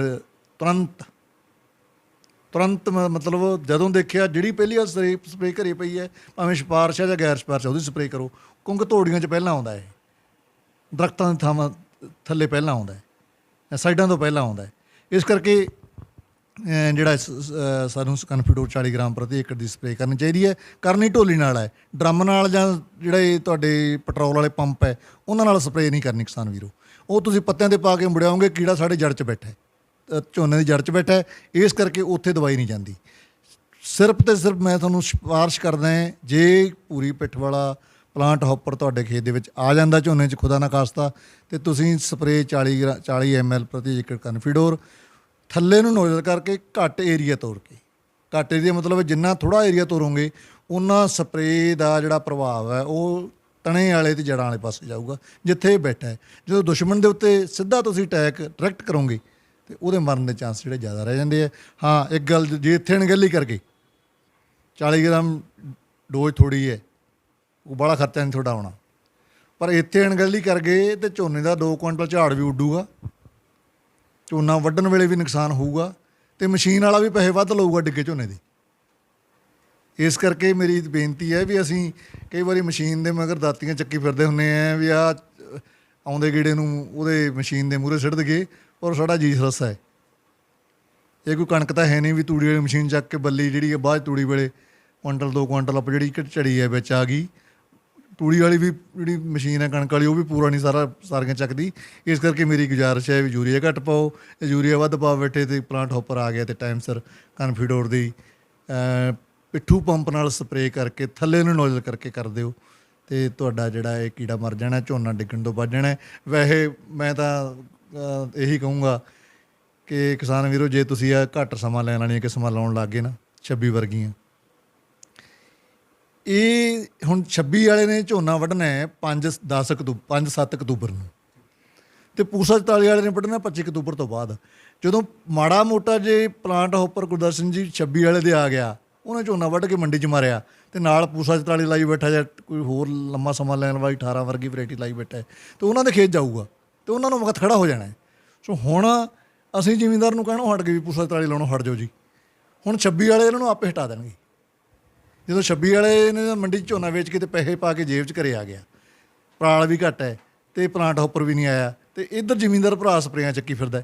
ਇਸ ਕਰਕੇ ਮੇਰੀ ਗੁਜ਼ਾਰਿਸ਼ ਹੈ ਵੀ ਘੱਟ ਸਮਾਂ ਲੈਣ ਵਾਲੀਆਂ ਕਿਸਮਾਂ ਬੀਜੋ, ਘੱਟ ਯੂਰੀਆ ਲੈਂਦੀਆਂ, ਘੱਟ ਪਾਣੀ ਲੈਂਦੀਆਂ, ਘੱਟ ਖਰਚੇ ਕਰਾਉਂਦੀਆਂ, ਬਿਨਾ ਸੱਦੀ ਬਰਾਤ ਹੈ ਜਿਹੜੇ ਤੁਹਾਡੇ। ਮੈਂ ਤਾਂ ਕਹਿਣਾ ਹੁੰਦਾ ਪੰਜਾਬੀ 'ਚ ਵੀ, ਮੈਂ ਹੁਣ ਪੰਜਾਬੀ 'ਚ ਇੱਕ ਦੱਸ ਦਿੰਦਾ ਤੁਹਾਨੂੰ ਵੀ ਇੱਕ ਕੋਈ ਮਤਲਬ ਆ ਜੇ ਪ੍ਰਾਹੁਣਾ ਧਰਾਉਣਾ 5-4 ਬੰਦੇ ਨਾਲ ਲੈ ਕੇ ਆ ਜੇ ਤੇ 5-4 ਦਿਨ ਰਹਿ ਕੇ ਜਾਵੇ ਤੇ ਇੱਕ ਪ੍ਰਾਹੁਣਾ ਧਰਾਉਣਾ ਆ ਜੇ ਉਹ ਇੱਕ ਦਿਨ ਆਇਆ, ਦੁਪਹਿਰੇ ਆਇਆ ਤੇ ਸ਼ਾਮ ਨੂੰ ਮੁੜ ਗਿਆ ਤੇ ਮੇਰਾ ਖਿਆਲ ਹੈ ਜਿਹੜਾ 5 ਬੰਦੇ ਲੈ ਕੇ ਆਇਆ ਤੇ 5 ਦਿਨ ਰਹਿ ਕੇ ਆਇਆ ਉਹ ਜਾੜਾ ਜ਼ਿਆਦਾ ਕਰਕੇ ਜਾਊ।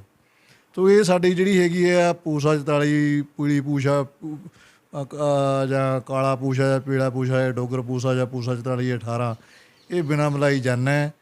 ਇਹਨਾਂ ਦਾ ਖੜਾ ਛਡਾਓ। ਅਸੀਂ ਤਾਂ ਬਹੁਤ ਸਾਲ ਹੋ ਗਿਆ ਪੜ੍ਹਦਿਆਂ ਤੋਂ ਲੈ ਕੇ ਤੇ 21-22 ਸਾਲ ਨੌਕਰੀਆਂ ਕਰਦੇ ਹੋ ਗਿਆ ਕਿਸਾਨ ਵੀਰੋ, ਕੋਈ ਫਾਇਦਾ ਨਹੀਂ। ਲੇਟ ਲਾਓ, ਲੇਟ ਵੈਰਾਈਟੀ ਲਾਓ। 26 ਵਾਲੇ ਪਾਸੇ ਰੁਝਾਨ ਆ ਗਿਆ। ਜ਼ਿਮੀਂਦਾਰਾਂ ਨੇ ਹੁਣ ਪਨੀਰੀਆਂ ਬੀਜੀਆਂ, ਵਿਹਲੇ ਸਾਉਣ 'ਚ ਜਦੋਂ ਮੀਂਹ ਪੈਣ ਲੱਗ ਗਿਆ ਤਾਂ ਲਾਉਣਗੇ। ਨਾ ਯੂਰੀਆ ਘੱਟ, ਪਾਣੀ ਘੱਟ, ਲੇਬਰ ਸਸਤੀ, ਵਾਢੀ ਸਸਤੀ ਤੇ ਵਾਢੀ ਪਹਿਲਾਂ। ਇਹ ਸਾਰੇ ਫਾਇਦੇ ਇੱਕੋ ਕੰਮ ਦੇ ਵਿੱਚ ਹੀ ਤੁਹਾਡੇ ਆ ਜਾਣੇ ਸਰ। ਵਕਤ ਵੀ ਕਈ ਵਾਰ ਆਦਮੀ ਨੂੰ ਸਿਖਾ ਦਿੰਦਾ ਹੈ। ਤਾਂ ਇੱਕ ਡਾਕਟਰ ਸਾਹਿਬ ਇਹ ਹੈ ਕਿ ਕੈਮੀਕਲ ਫਰਟੀਲਾਈਜ਼ਰ ਹੈ ਜਿਹੜੇ, ਉਹਨਾਂ ਦੀ ਜਗ੍ਹਾ ਇੱਕ ਜੀਵਾਣੂ ਖਾਦ ਬਾਜ਼ਾਰ ਦੇ ਵਿੱਚ ਆਉਂਦੀ ਹੈ। ਉਹ ਜੀਵਾਣੂ ਖਾਦ ਦਾ ਵੀ ਕੋਈ ਫਾਇਦਾ ਲੈ ਸਕਦਾ ਹੈ ਜ਼ਿਮੀਂਦਾਰ?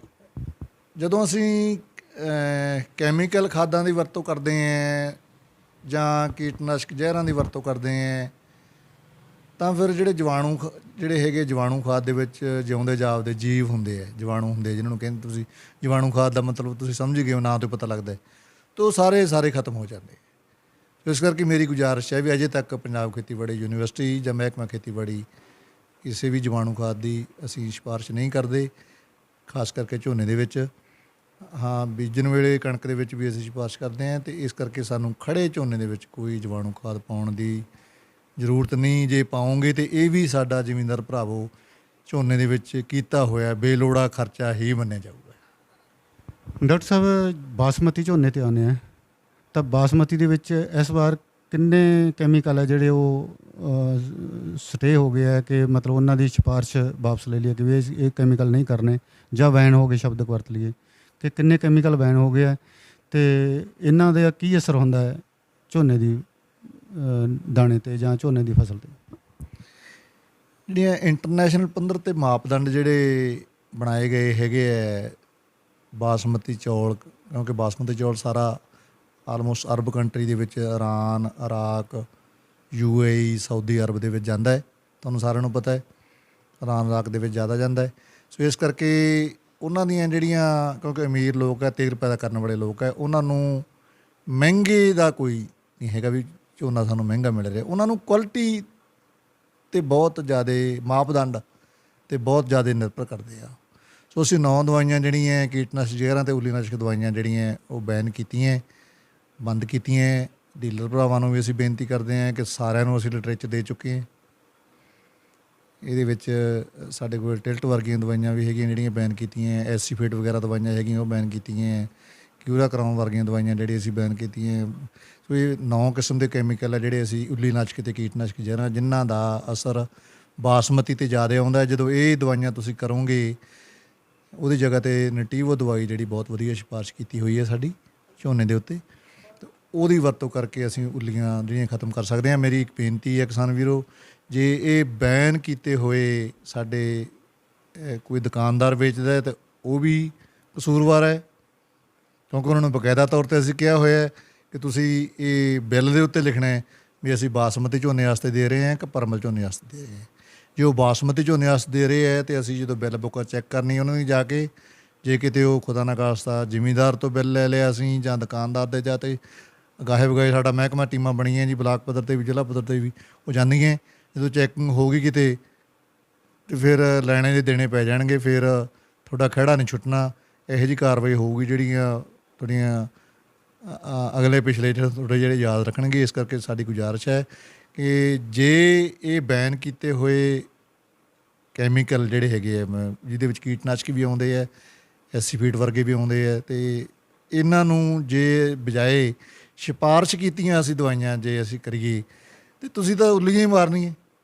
ਉਹ ਸਿਫਾਰਿਸ਼ ਕੀਤੀ ਨਾ ਮਾਰ ਲਓ ਜਾਂ ਗੈਰ ਸਿਫਾਰਿਸ਼ ਨਾ ਮਾਰ ਲਓਗੇ ਅਤੇ ਬਾਹਰ ਨਹੀਂ ਜਾਣਾ ਝੋਨਾ, ਅਤੇ ਰੇਟ ਨਹੀਂ ਬਣਨਾ ਮੰਡੀਆਂ ਦੇ ਵਿੱਚ। ਉਹੀ ਸਾਨੂੰ ਐਤਕੀ ਉਮੀਦ ਹੈ ਗੁਰਦਰਸ਼ਨ ਜੀ, ਜਿਹੜੇ ਹਿਸਾਬ ਨਾਲ ਰੂਸ ਦੀ ਯੂਕਰੇਨ ਦੀ ਜੰਗ ਲੱਗੀ ਹੋਈ ਹੈ, ਸਾਨੂੰ ਇਹ ਭਵਿੱਖਬਾਣੀ ਹੈ ਕਿ ਐਤਕੀ ਰੇਟ ਬਹੁਤ ਚੰਗਾ ਤੋਂ ਭਾਵ ਜਿਹੜਾ ਤੁਸੀਂ ਅੱਜ ਤੱਕ ਨਹੀਂ ਲਿਆ ਉਹ ਮਿਲਣ ਦੀ ਸੰਭਾਵਨਾ ਹੈ। ਇਸ ਕਰਕੇ ਚੰਗੀ ਕੁਆਲਿਟੀ ਦਾ ਬਾਸਮਤੀ 1121 ਹੈ, ਚਾਹੇ ਤੁਹਾਡੀ ਕੋਈ ਹੋਰ ਸਿਫਾਰਿਸ਼ ਕੀਤੀ 386 ਹੈ, 370 ਹੈ, ਸੁਪਰਫਾਈਨ ਵਰਾਇਟੀਆਂ ਸਾਡੀਆਂ, ਜਾਂ 1509 ਹੈ, ਇਹਨਾਂ ਵਰਾਇਟੀਆਂ ਤੋਂ ਵਧੀਆ ਝਾੜ ਲੈਣ ਵਾਸਤੇ ਸਿਫਾਰਿਸ਼ ਕੀਤੀਆਂ ਹੋਈਆਂ ਕਿਸਮਾਂ ਬੀਜ ਕੇ ਅਤੇ ਬੈਨ ਕੀਤੇ ਹੋਏ ਕੈਮੀਕਲਾਂ ਨੂੰ ਨਾ ਵਰਤ ਕੇ ਵਧੀਆ ਕੁਆਲਿਟੀ ਦਾ ਜੇ ਬਾਸਮਤੀ ਅਸੀਂ ਪੈਦਾ ਕਰ ਲਿਆ ਅਤੇ ਸੋਨੇ 'ਤੇ ਸੁਹਾਗੇ ਵਾਲੀ ਗੱਲ ਹੋਣੀ ਹੈ। ਮਹਿੰਗਾ ਵਿਕਣਾ, ਪੈਸੇ ਹੀ ਪੈਸੇ ਹੈ। ਤੁਹਾਡੇ ਅਗਲੇ ਪਿਛਲੇ ਘਾਟੇ ਜਿਹੜੇ ਕਣਕ ਦੇ 10-15 ਮਣ ਦਾ ਝਾੜ ਦਾ ਫਰਕ ਪਿਆ, ਉਹ ਸਾਰੇ ਤੁਹਾਡੇ ਜਿਹੜੇ ਕਿਸਾਨ ਵੀਰੋ ਪੂਰੇ ਇਸੇ ਫਸਲ ਨਹੀਂ ਕਰ ਦੇਣੇ। ਇਸ ਕਰਕੇ ਵੱਧ ਤੋਂ ਵੱਧ ਬਾਸਮਤੀ ਲਾਓ, ਇਹ ਵੀ ਸਾਡੇ ਫਾਇਦੇਮੰਦ ਫਸਲ ਹੈ ਸਾਡੇ ਵਾਸਤੇ। ਕਿਸਾਨ ਵੀਰੋ, ਤੁਹਾਡੇ ਝੋਨੇ ਦਾ ਰੰਗ ਤੁਹਾਡੀ ਮਿੱਟੀ ਦੀ ਸਿਹਤ ਨੇ ਸਹੀ ਬਣਾਉਣਾ ਹੈ। ਦੂਸਰਾ, ਗੁਣਵੱਤਾ ਪੈਦਾ ਕਰਨੀ ਹੈ ਤੁਸੀਂ ਆਪਣੀ ਫੈਸਲੇ ਨਾਲ ਕਿ ਕੈਮੀਕਲ ਜ਼ਹਿਰ ਰਹਿਤ ਜਿਹੜਾ ਹੈਗਾ ਉਹ ਝੋਨਾ ਪੈਦਾ ਕਰੀਏ। ਬਾਕੀ ਰੇਟ ਨਰਮਾ ਝੋਨਾ ਅਤੇ ਹੋਰ ਫਸਲਾਂ ਦੇ ਤਕਰੀਬਨ ਜਾਂ ਤਾਂ ਵਧੀਆ ਹੋ ਚੁੱਕੇ ਆ, ਬਾਜ਼ਾਰ ਮੁਤਾਬਕ ਵਧੀਆ ਹੋ ਚੁੱਕੇ ਆ, ਜਾਂ MSP ਸਰਕਾਰਾਂ ਦੇ ਰਹੀਆਂ, ਉਹਨਾਂ ਨਾਲ ਵੀ ਆਪਣਾ ਫਾਇਦਾ ਹੋ ਰਿਹਾ। ਤਾਂ ਆਓ ਅਸੀਂ ਸਾਰੇ ਰਲ ਕੇ ਇੱਕ ਮੁਹਿੰਮ ਵਿੱਢੀਏ ਜਿਹਦੇ ਨਾਲ ਇੱਕ ਗੁਣ ਪੈਦਾ ਕੀਤਾ ਜਾਵੇ ਕਿ ਉੱਥੇ ਭਰੋਸਾ ਪੈਦਾ ਹੋਵੇ ਜਿੱਥੇ ਬੇਭਰੋਸਗੀ ਹੁਣ ਤੱਕ ਰਹੀ ਹੈ। ਧੰਨਵਾਦ। ਮਿਹਰਬਾਨੀ, ਸ਼ੁਕਰੀਆ।